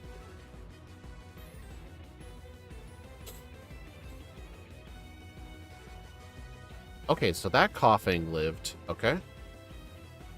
Ah.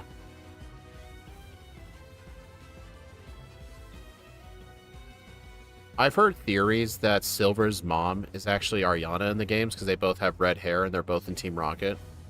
Well, Giovanni and Ariana. I think it actually makes the most sense. I mean, I'm pretty sure it was never confirmed, but I would like to believe that it is. I don't know, maybe it was confirmed in the mangas or something?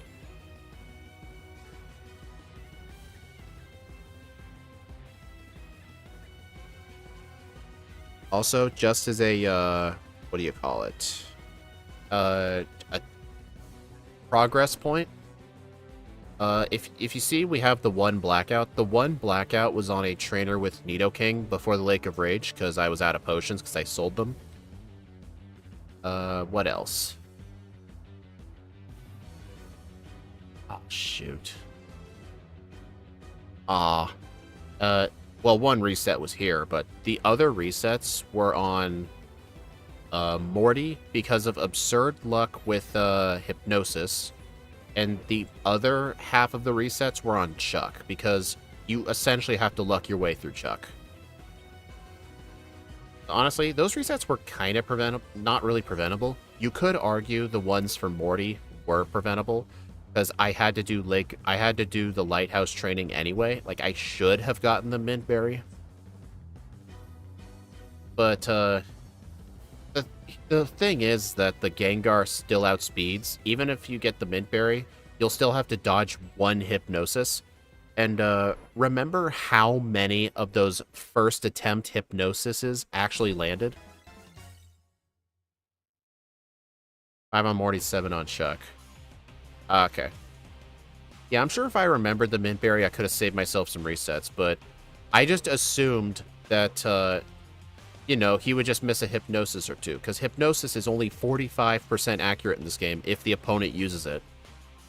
I just got ridiculously unlucky, because the odds of him hitting versus missing those Hypnosis, that was not 45%. That had to have been 80-20 odds, which is insane.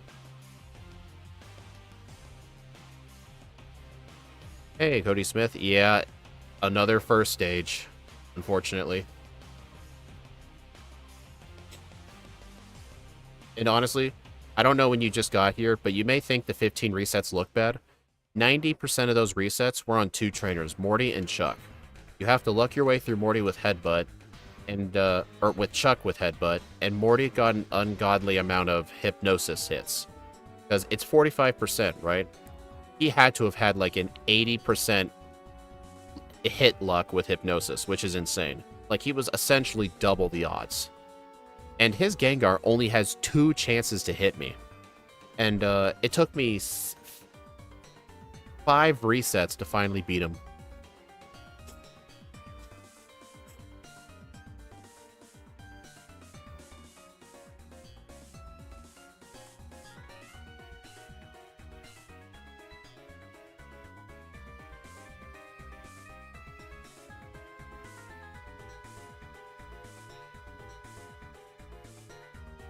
I mean, its next difficult spot is going to probably be Bruno. For Bruno, you see we're still holding on to Headbutt. It's specifically because of the Machamp. The only way for us to get past the Machamp is either a Headbutt flinch or a Cross Chop miss. Because at level... I want to aim for Bruno around like level 55, if I can. But even then, Cross Chop has a very good chance of one-shotting us from full health. I mean, one alternative strat is to use a Mud Slap, but we looked at the ranges. If we used one Mud Slap, we still have to hit 2 returns. So just using a Headbutt followed by a return is the best chance of beating him.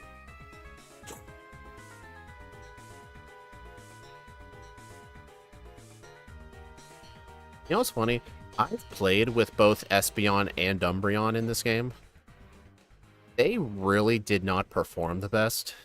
Evolutions generally do not perform good, but the one advantage that Eevee has over those other ones is stab return. Stab headbutt. And again, Espeon was pretty decent. Plus Eevee has like no weaknesses. I mean, it has a weakness to fighting, but that's about it.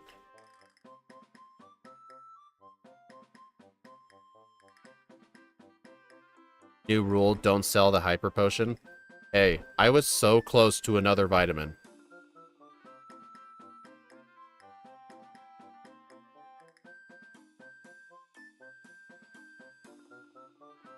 Legends EA is not going to give us more evolutions. I don't think they're going to give us more evolutions.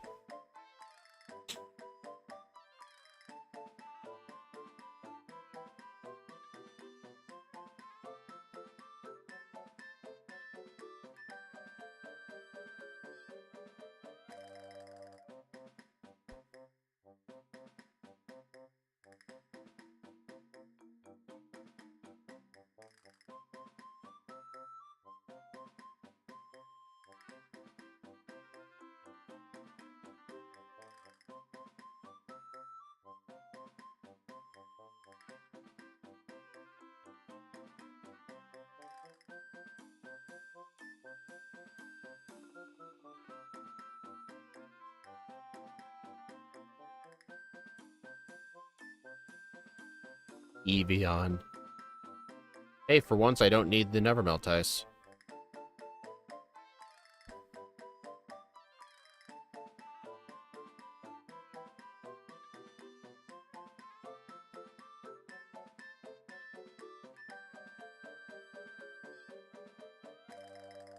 Oh, you know what? Give me a sec. I need to get the other Paralysis Cure Berry. I don't really know the best way to go down there without fighting trainers, but I need to fight trainers anyway. So it's not the biggest deal in the world.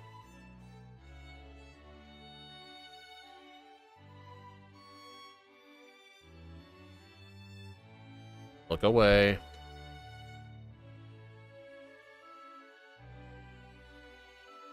That's a mystery berry. Oh wait, no, the Paralysis Cure Berry is further down. Oh, fun fact. Where is it? Yeah, there's the PP up in the water. Oh, the Paralysis Cure Berry is over here. But yeah, I'm gonna need that second berry for Lance. Because I have to two-shot all his Dragonites. Oh, and Cody, if you're wondering what our hidden power is, it's hidden power water. Because Axew informed me that Snowy used hidden power water for Ursaring. And honestly, it kind of made sense because it provides an answer to the Steelix. And honestly, you kind of have to prioritize an answer for the Steelix over answers for the Dragonites. And besides, Pink Bow Stab Return will be just fine for them. Oh, and during our damage calculations, level 48 with Pink Bow is needed to one-shot the Dragonairs. But then again, that was before I added the proteins. I added the proteins into the route around Bruno. So, honestly, I think level 47 with Pink Bow might do the job. At least I hope so.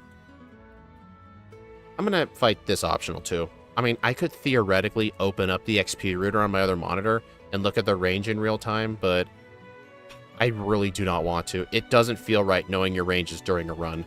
At least for a first playthrough. It just doesn't feel right. So I'm gonna keep it minimized.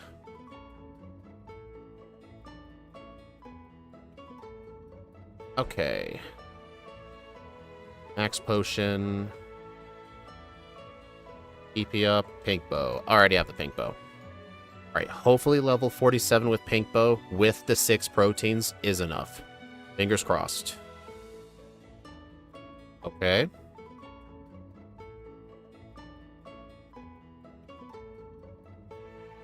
Okay, yep. The proteins absolutely matter there. Okay, that's annoying.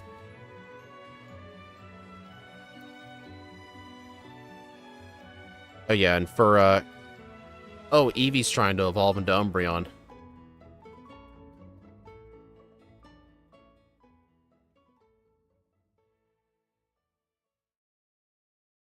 Hey, MVF is back to remind us all of our Lord and Savior Dratini.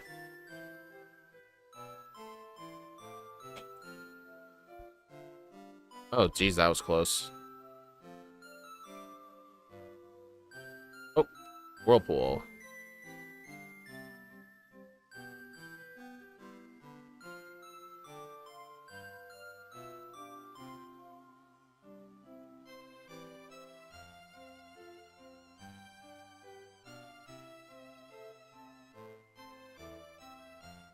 I don't need Dratini. I might just walk straight out and not get it.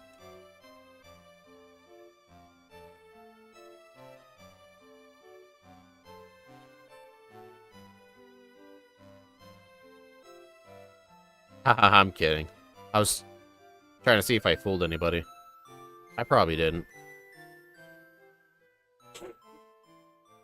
Alright, I am gonna need all the candies in Johto, though. Because, well, I need level 73 for red. So I think I do need the Whirl Islands candy.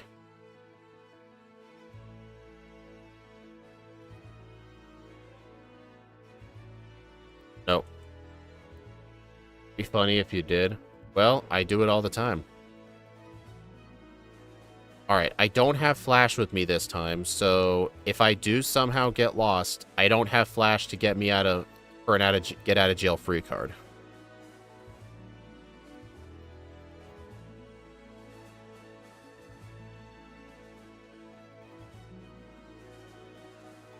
Yeah, I only have one more escape rope, which is the minimum. So yeah, I only get 2 shots at it, technically.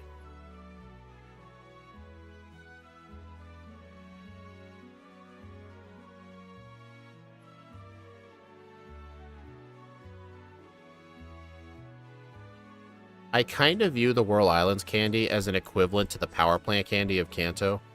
But this Eevee, if I need 73 for red, then I probably will need it. Okay. Okay, down this way. Gotta line myself up here. Okay, I think I need to be a bit further over. Stairs are near here somewhere. Dude.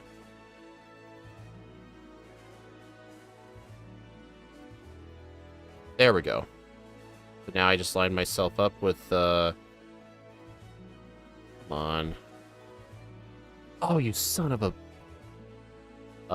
okay, I have to escape rope out. I did not mean to go down whatever that ledge was. Okay.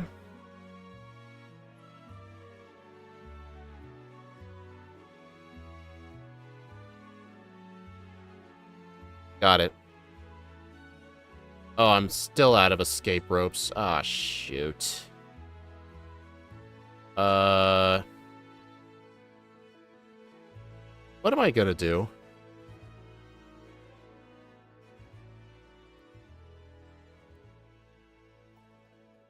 Hold on. How am I gonna get out?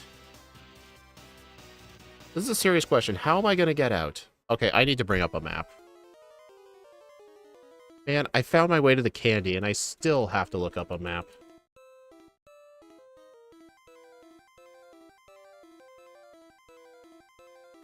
Is it possible for me to get out after going down that ledge?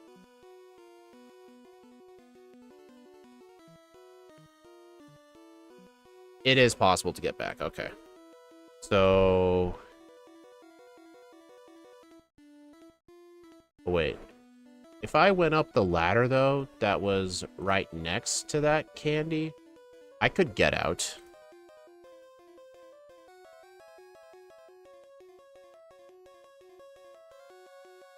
Alright, the ladder is, okay, I'm back to that Pokeball. I assume...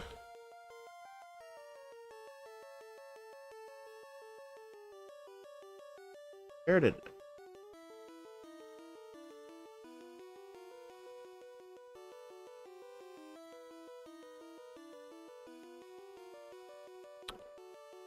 Dude, I have no idea where I am.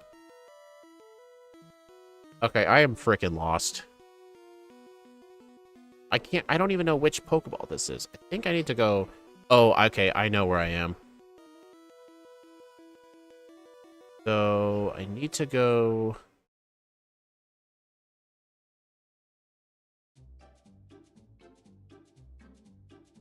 Alright, I need to get off of this platform. Down. And, what?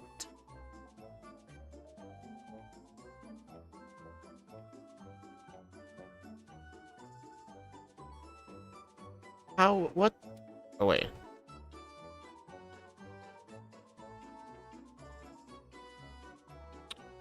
What? Where am I?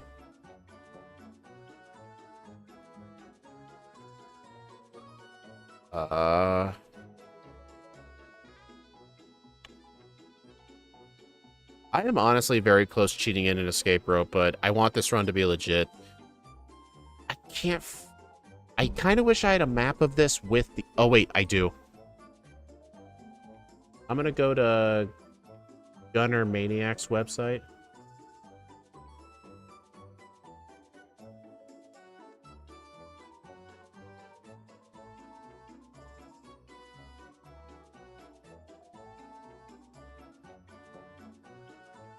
He has interactive maps for Gen 1 and Gen 2, and it even shows the items.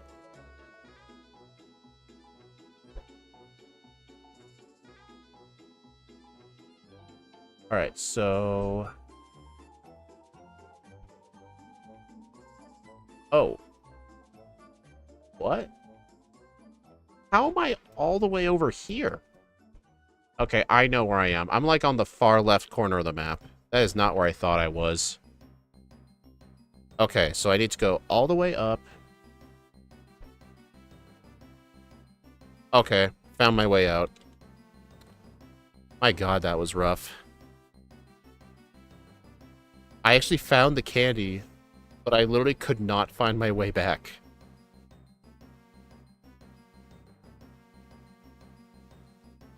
Cody, you don't have to feel like you owe me a super chat. No, don't do that. Do it if you want to.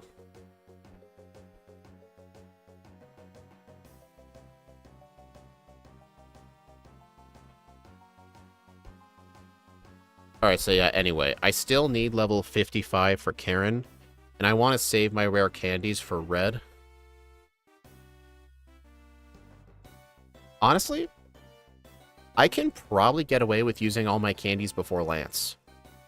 Like, I can use all 7 candies before Lance. Like, if I get to Karen at 55, assume I get 1 level on Karen. So that'll be 56 plus 7 is 63. I would have to gain, like, 8 levels in the Kanto section. And I can just pick up the 2 rare candies, potentially the one at Mount Silver if I need to. So honestly, yeah, I'm going to grind so I can get 55 for Karen. Then I will use all my rare candies for Lance.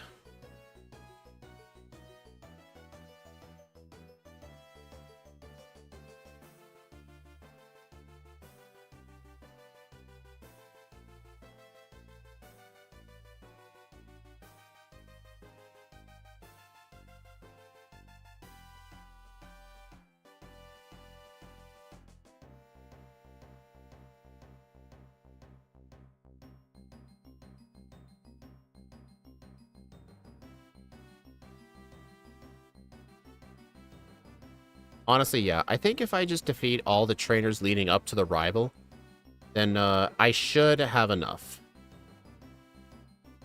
Okay, yeah, not those 2 guys. Those 2 guys do not give good XP.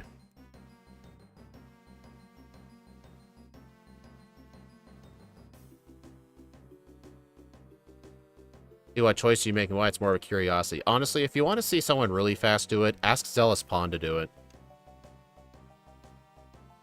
I mean, he's far better at yellow than I am.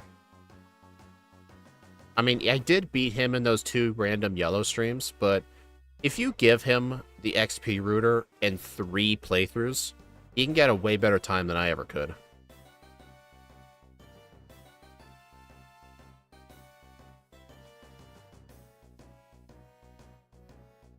Yeah, Zealous. I think Zealous Pawn would be more excited to play that. Describe what the glitch Pokemon is. Like, what are its stats like? What's its moveset? Does it have one of the effed up growth rates?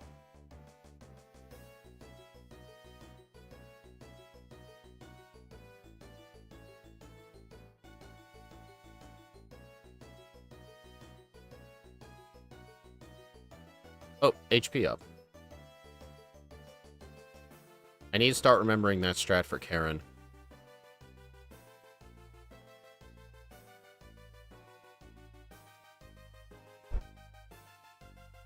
Honestly, I think my over-under might actually be kind of accurate this time.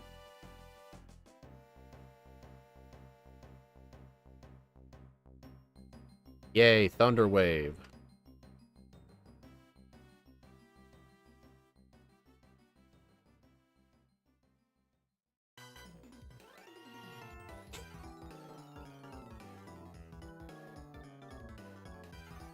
Seriously? Okay, phew. If that had not one-shot, I would have been so mad.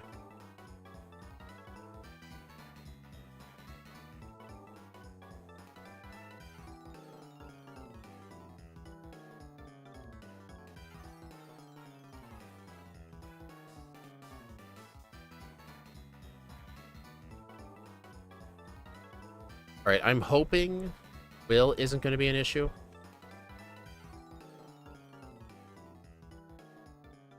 Honestly, I don't think so.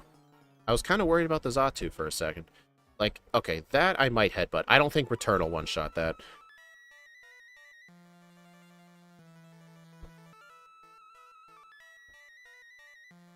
$489.4 is the one I want to send you. Base stat total is 686. Normal go starts with Smog, Leech Life, High Jump Kick, and Pedal Dance. What?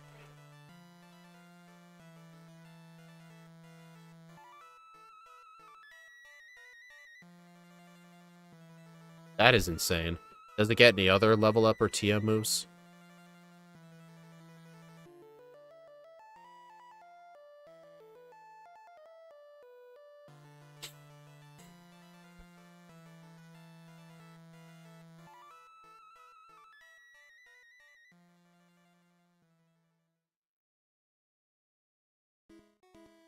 Aw, seriously?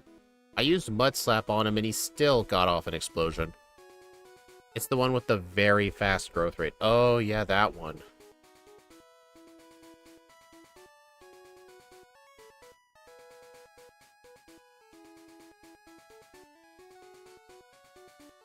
Yeah, I think I'm gonna...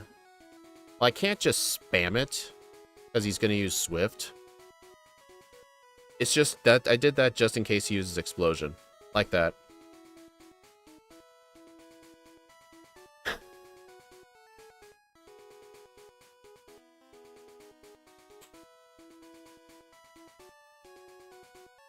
Toxic.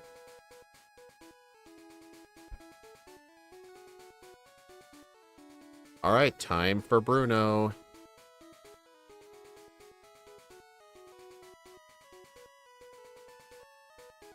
Alright, so... If I remember correctly, the Hitmon top is not a one-shot, so I gotta use Headbutt on it. The Hitmonlee is a one-shot with Return, but the Hitmonchan is a range. I think it was like an 80% chance. I don't remember the level I tested it at, though. Okay, so yeah, this, I need a flinch or a cross miss. Nope, reset.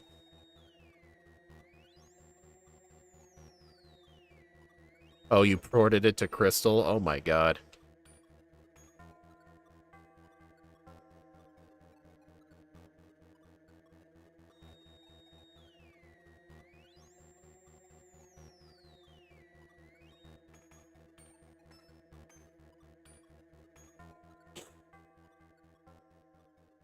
Nope. Come on, Headbutt's a 30% flinch, and Cross Chop, I believe, is a 25% chance to miss. It's a 75, I think.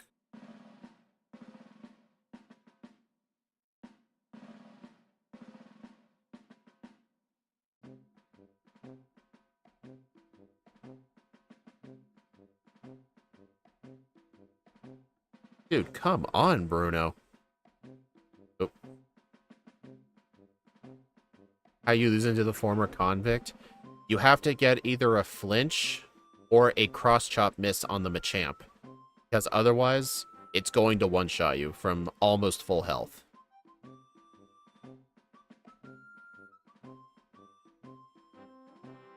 At least I'm constantly one-shotting the Hitmonchan, which is good. Dude, he hasn't gotten a single cross-chop miss, or I haven't gotten a single headbutt flinch on it. It's literally the only way I can beat him.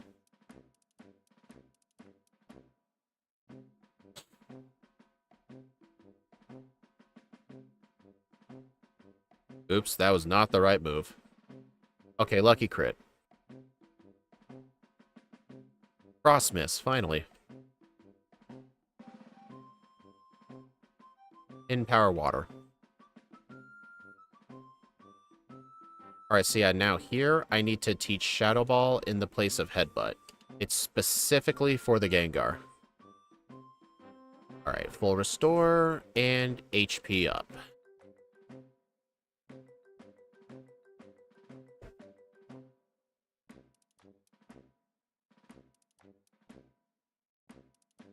Dude, you know what? Full health, Karen's chances of using Sand Attack go down from 90% to 66%.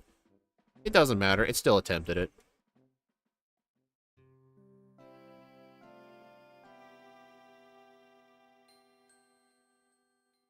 Return's gonna be better.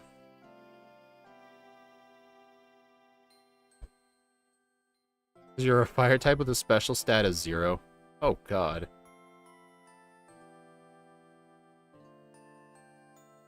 Oh, wait. What else? Oh, Paralysis Cure Berry. Yeah, Paralysis Cure Berry. Use all the candies.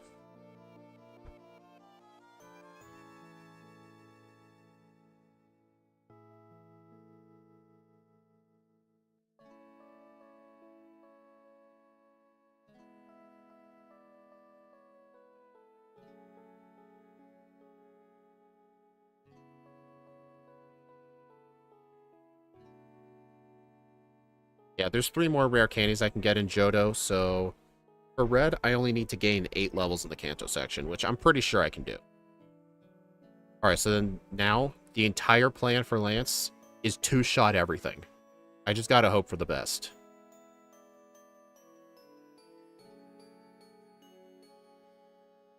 Wait, I forgot to teach Rest. You know what? Yeah, I forgot to teach Rest. Thanks for stopping by, Dominic. It was Rest in the place of Shadow... Wait, Shadow Ball? Yeah, Shadow Ball. Shadow Ball's useless after this point.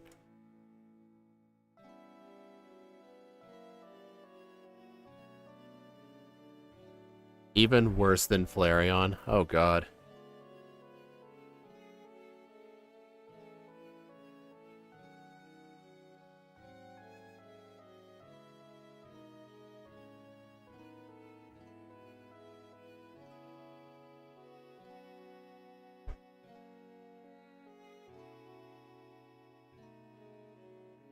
Uh...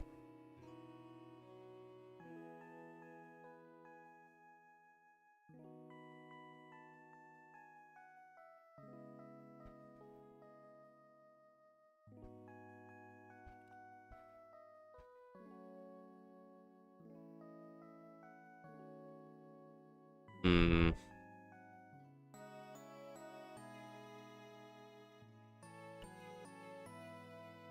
Yeah, I essentially still need to get lucky. Yeah, another first form. Yippee.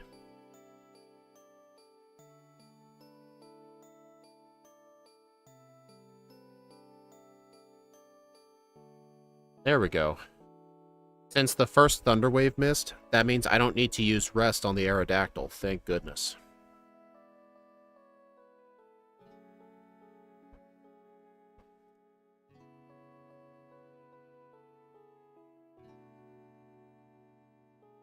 $69. No.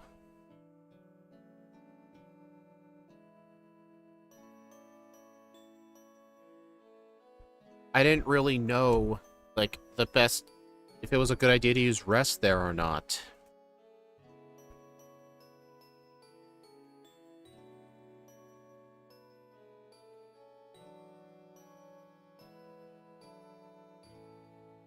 The problem is, there's no good spot to use rest.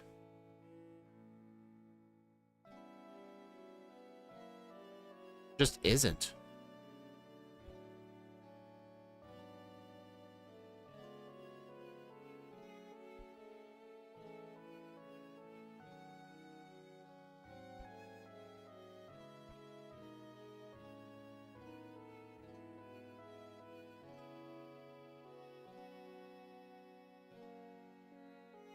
Oh, he used Hyper Beam?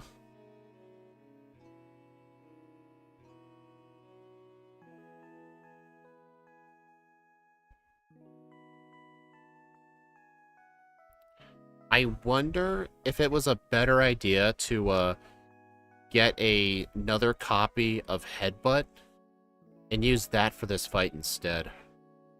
Just that way I have... But then I don't think so. I don't know.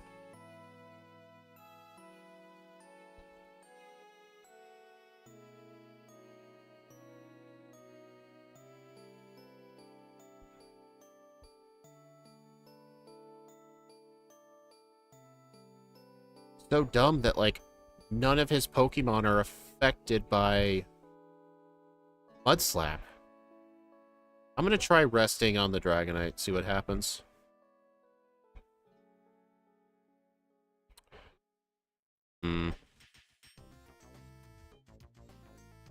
Okay, yeah, this is definitely the better decision.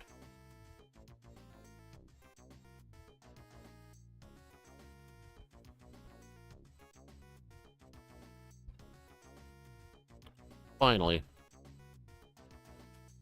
So yeah, I had to use rest on the final Dragonite. Hidden Power Water. It was specifically for the Steelix. I mean, if you want, we could look in the XP router after the run and see if Ice would have been better with Nevermelt Ice, but I can probably guarantee it would not have been better. I mean, you could say this run right now has way too many resets to be considered a good run, but then again, there are these trainers, Bruno, Chuck, and Morty. Those three trainers are extremely luck dependent. You need stuff to go your way.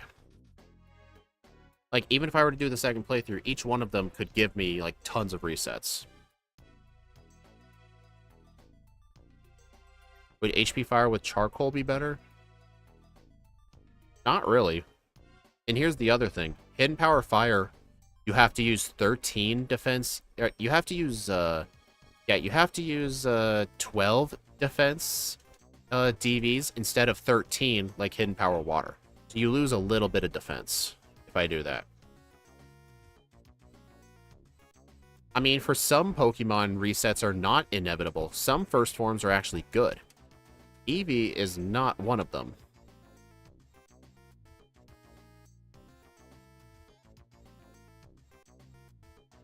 That tree right there is another Paralysis Cure Berry.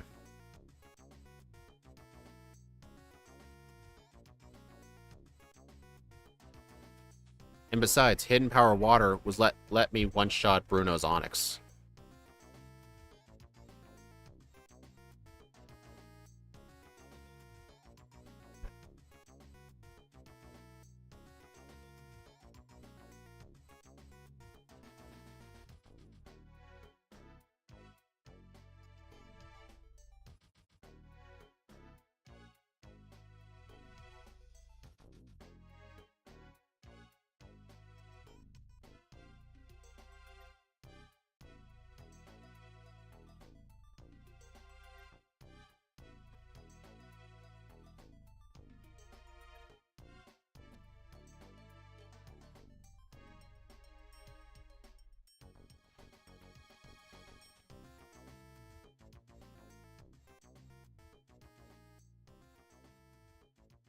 I'm currently trying to get my mapper to work properly with the new changes, but I have the guts in place to freeze properties. That's nice.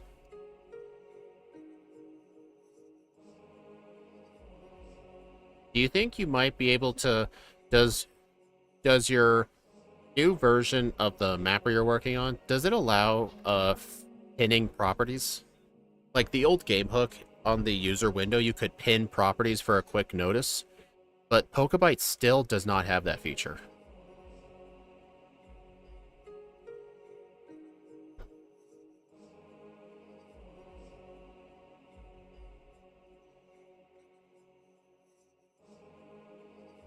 Plus, I'm assuming your mapper's only going to work for like Gen 1 and Gen 2.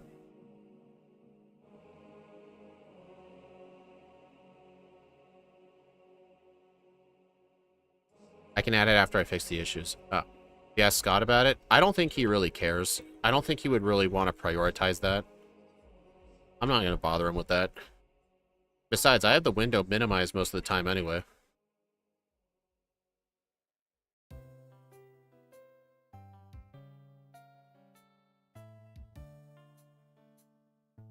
I really should have had the pink bow re-equipped.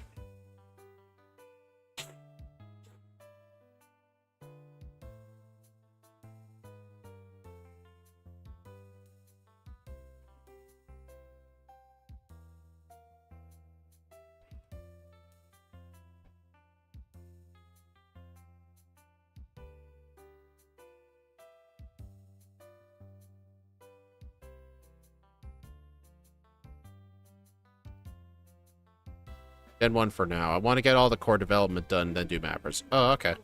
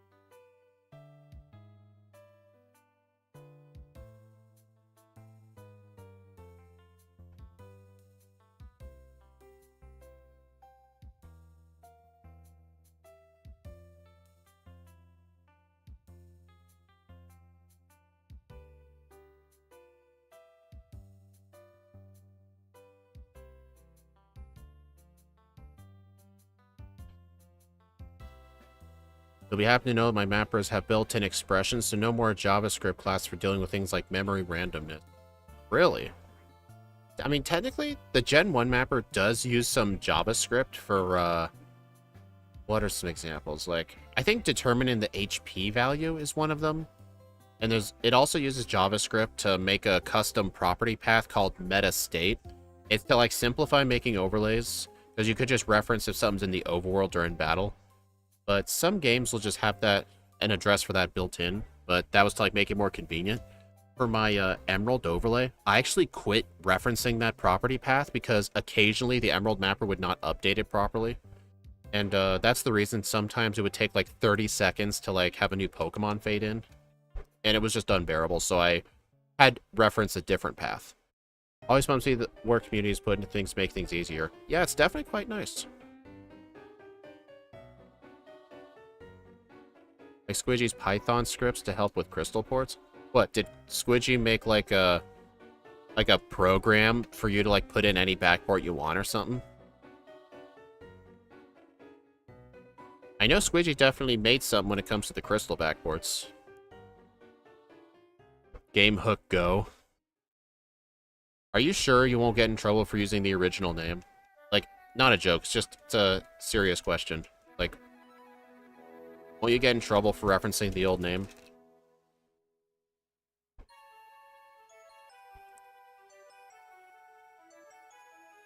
Like, would you have to, like, ask Flamesage if you could use the name? I mean, I don't think it's copywritten or anything, but just a question.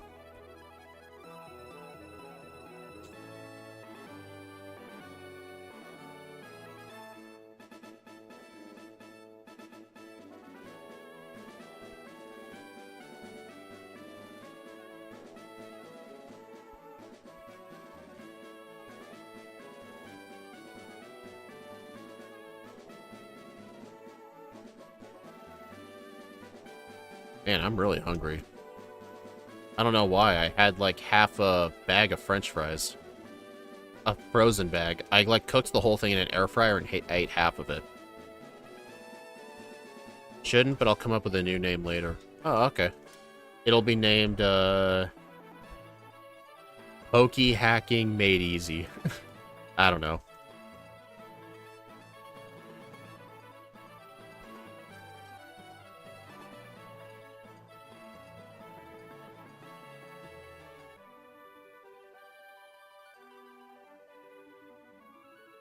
Man, I hit it with double slap. He hit me with double team. That's funny.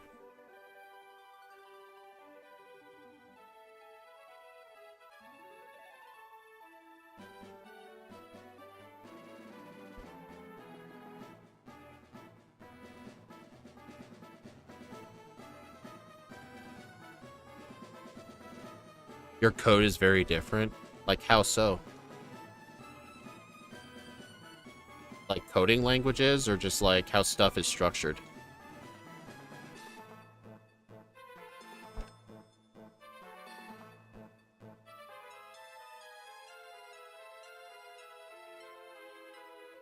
Oh, and check this out. Another use for hidden power water. Brock. Like, here's the thing. Brock is one of the worst Kanto leaders in this whole area because his team is very bad. But Brock is one of those Pokemon where his team is very easy, but not many Pokemon have a move to one-shot his whole team. Because Brock has a lot of resistances. Like, you can't just sweep him with Return. Like, with Houndour, I kept Crunch around for Brock. Like, for Eevee, Hidden Power Water is good for Brock. For a Spinarak, Hidden Power Ice was needed for Brock. Like, you can't just sweep with Return. Like, sometimes you gotta have a special move or something like Earthquake.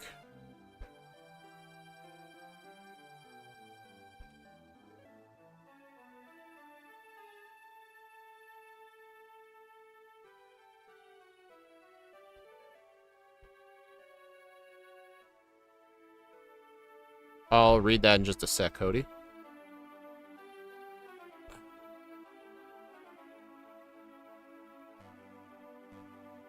Basically, it cuts down the work it takes to make a back port or a forward port, and it gives you a list of TMs from the Pokemon based on it. But where do you, like, get a sprite from? Does, like, Squidgy provide all the sprites, or do you have to provide one? I mean, the way that I have the backports made for Crystal, Scott helped me narrow it down to just a couple of macro files. I would just have to fill them in with the information, and then the ROM gets made. Well, I had to fill in the macros, then I had to like take the sprite images and put them in a specific folder, and do all that stuff. So, assuming I have the sprites, I can effectively make a Crystal backport in like 6 minutes.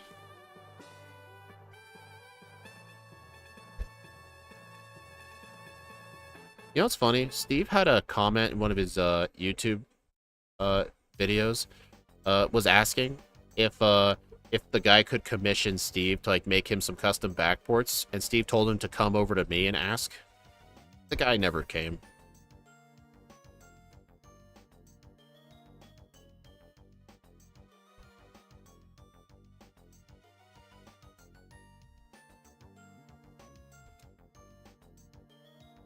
Yeah, it's a little different. Structure, mapper formats, CLI tools has a built-in browser for the API, the UI core, specialized mapper load, plugin system for the blah blah blah blah blah. Unofficial mappers chunking up data as dynamic blah blah. Okay, yeah, definitely you seem to know what you're talking about.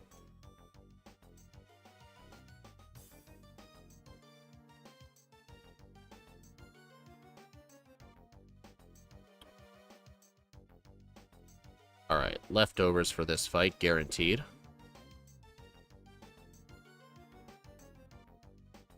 Honestly, this might be cutting it really close. Am I going to get level 70 after red, or after blue? Probably not. I may have to fight some wild Pokemon.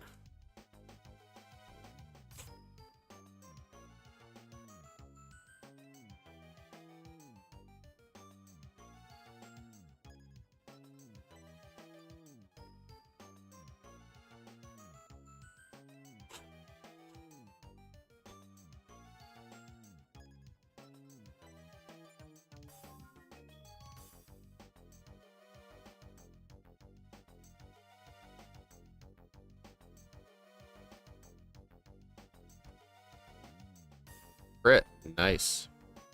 That's a very nice timed crit. Okay, thank you for the rain dance. I think the UI portion is the best. OBS browser source to load the UI. No need for manual setup. Oh, interesting.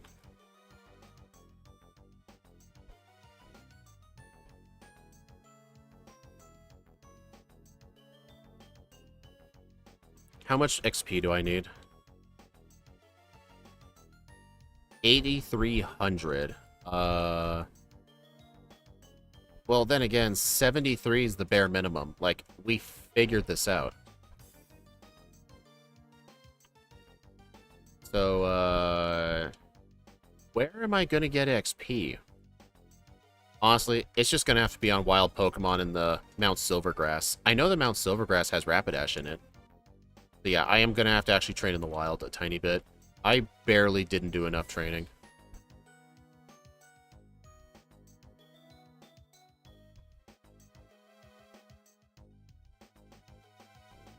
Wait a minute. Gotta enter the center so I can still teleport.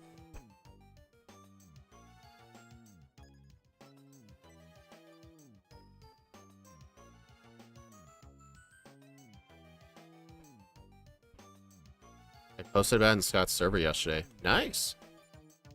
There is a candy. I grabbed it. But the thing is, I have 3 candies right now.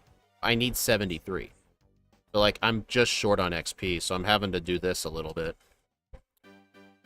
Yeah, I'm not getting the under. I might get the in-between, though, depending on how lucky I am at red.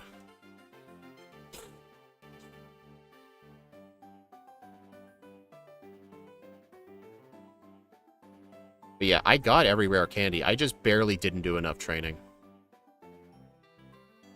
73 is your lucky number? Oh, okay, very funny. I see what you mean.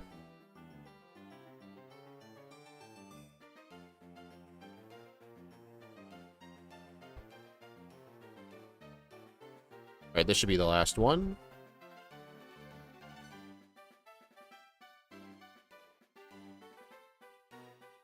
Alright, 3 candies.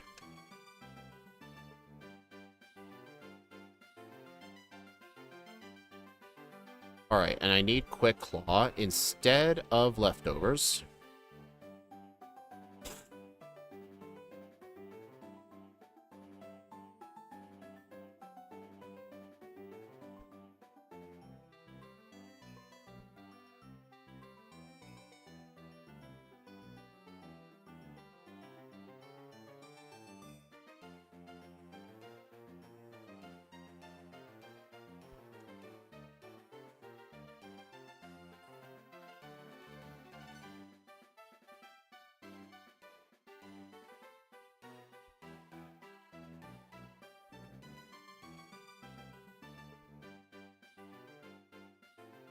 Dude.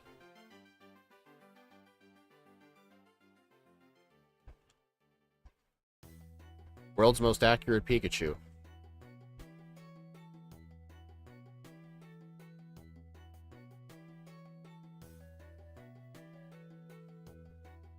I'm surprised it took him that long to use a full restore.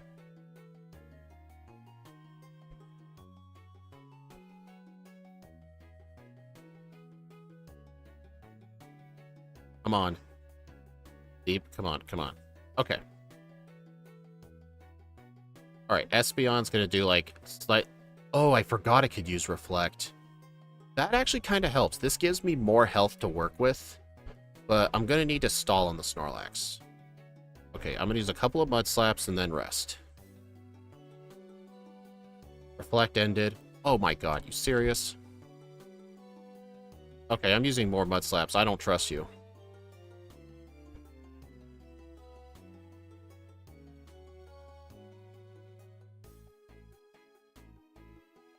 Or miss.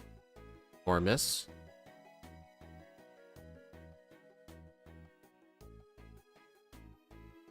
Alright, Sunny Day. Okay. Flamethrower is gonna do almost all of my health. Okay, this essentially means I have to Quick Claw the Blastoise, or I reset. Nope, reset. That was unlucky.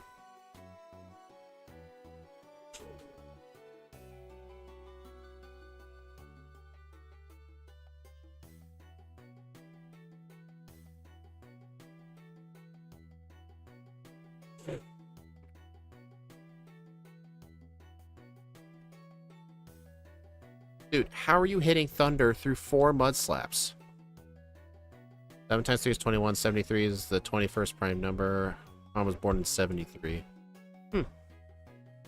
Your mom's older than my mom by 2 years.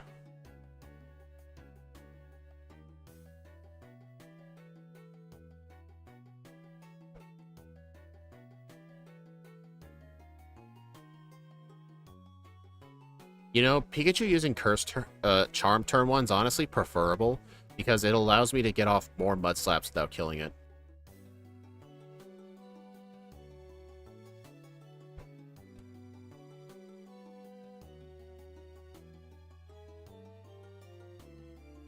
Alright, so is this going to use Reflect? Okay, it is going for Reflect.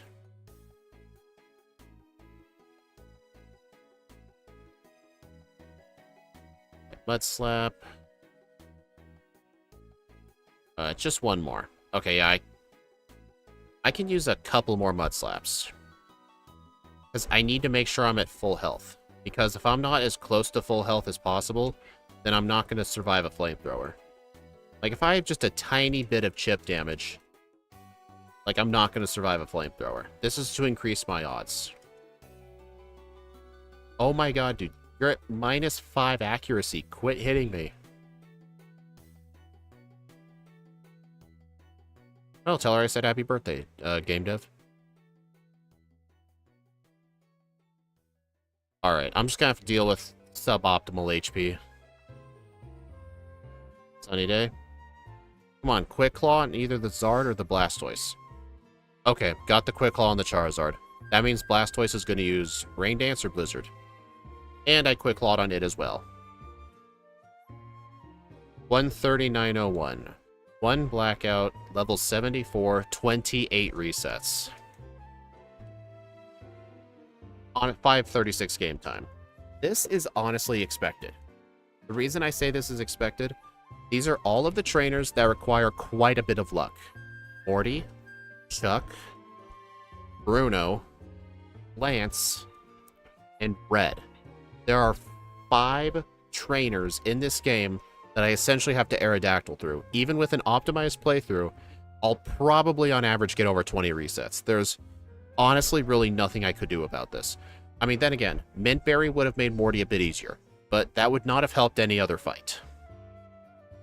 But you could argue, like, the resets on Lance could have been avoided too, because there were only 2 times I made it to that final Dragonite. What I should have done the first time was use Rest, but I did not know Outrage was going to do less than a third.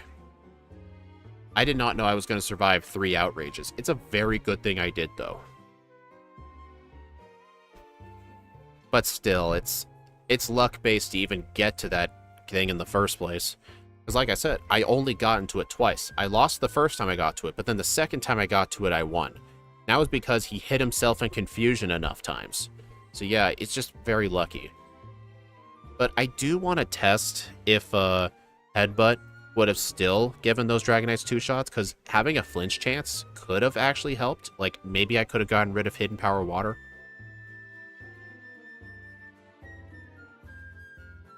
Alright, let's go ahead and update the leaderboard first.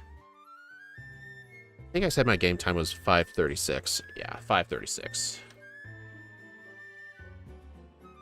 Level 74, 28 resets, 139.01.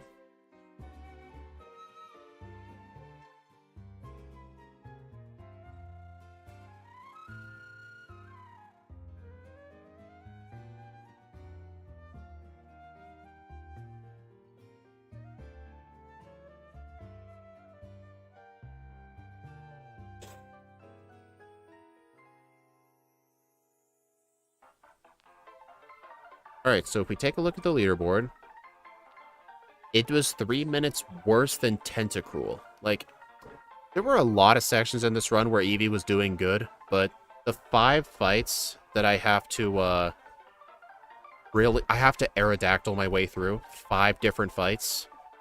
This thing is gonna get lots of resets no matter what. But, now that the run's finished, I'm going to cancel the recording. Save this as Eevee Run 1.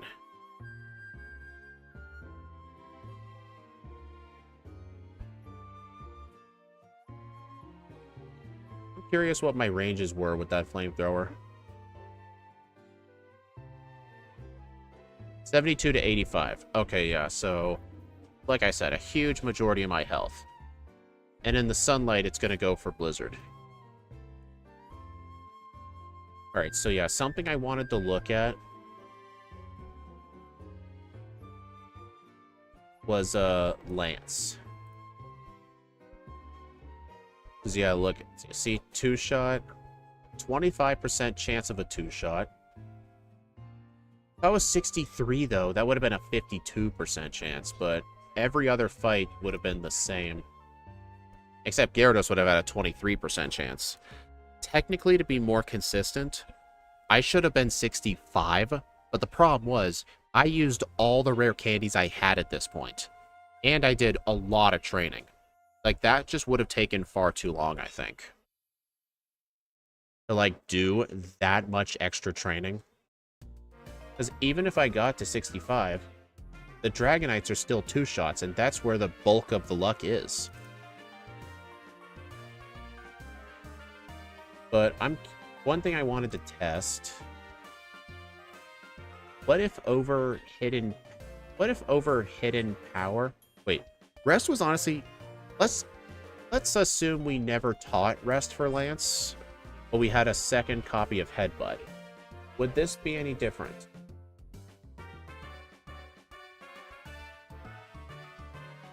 Two-shot. 3-shot. Okay, 3 shots the Dragonite. Yeah, look, you could headbutt into a return. Headbutt into a return. Aerodactyl, you'd have to hidden power water it. Or headbutt into a hidden power water. Wait, no, you can't really headbutt the Aerodactyl, it outspeeds. In the Charizard, you'd have to headbutt into a return. And then the Dragonite, you'd have to headbutt... Headbutt into a return would be a range, though. Yeah, it would absolutely be a range. Because, like, 39 plus 57 is, 96. So, honestly, it would have to be the lowest possible roll. Pretty sure some more levels are needed anyway. When does Return plus Pink Bow one-shot? One-shots the Dragonites? Look at these ranges. 65 to 77. And this is with me holding the... Technically, I wasn't holding the Pink Bow anymore. But the problem is, without the Paralysis Cure Berry, you're going to have to bank on 2 Thunder Wave misses. Like, I don't think that's worth it. But, just to entertain...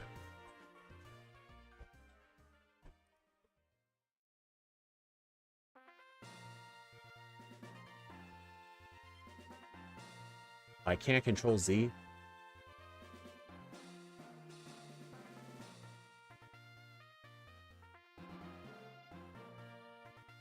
Let's assume I never did that. I entered Lance with the Pink Bow. 47%. The Aerodactyl and the Dragonites are still one-shots. Actually, I don't think I may have been holding. Let me...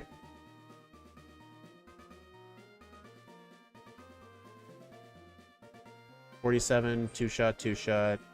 Okay, the Charizard and the Gyarados would have been more generous one-shots, but it would not help the Dragons at all. In order to one-shot the Dragons with Pink Bow, the bare minimum level is level 68, where the weaker ones have a 16% chance. But at level 70, they become 50-50 chances. Level 70 for Lance is way too freaking high. So honestly, there is really no way to avoid this luck. Like, the amount of time it would take to do an extra 8 levels of training just to turn them into 50-50 chances is not worth it. Like, those resets I got on Lance were far faster in the end. Alright, one thing I am curious about. How much Cross Chop did? 89 to 105. Yep, figured. Okay, yeah, Will wasn't even scary. Zatu's were one-shots. Just barely, though. Alright, so yeah, I want to look at Blair. Okay, Return with Pink Bow did one-shot. Look at these. These have 100 HP, and the minimum damage they did was 102 HP. Literally the bare minimum. I can guarantee if I was a level lower... Yeah, if I was a level lower, it would have been a 97% chance.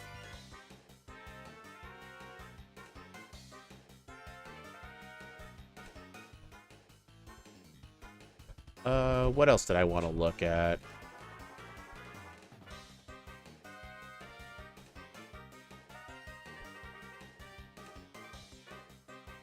Mud Slap, 2-shots these. Hidden Power Water, guaranteed 2-shot. 99% chance. Alright, Chuck.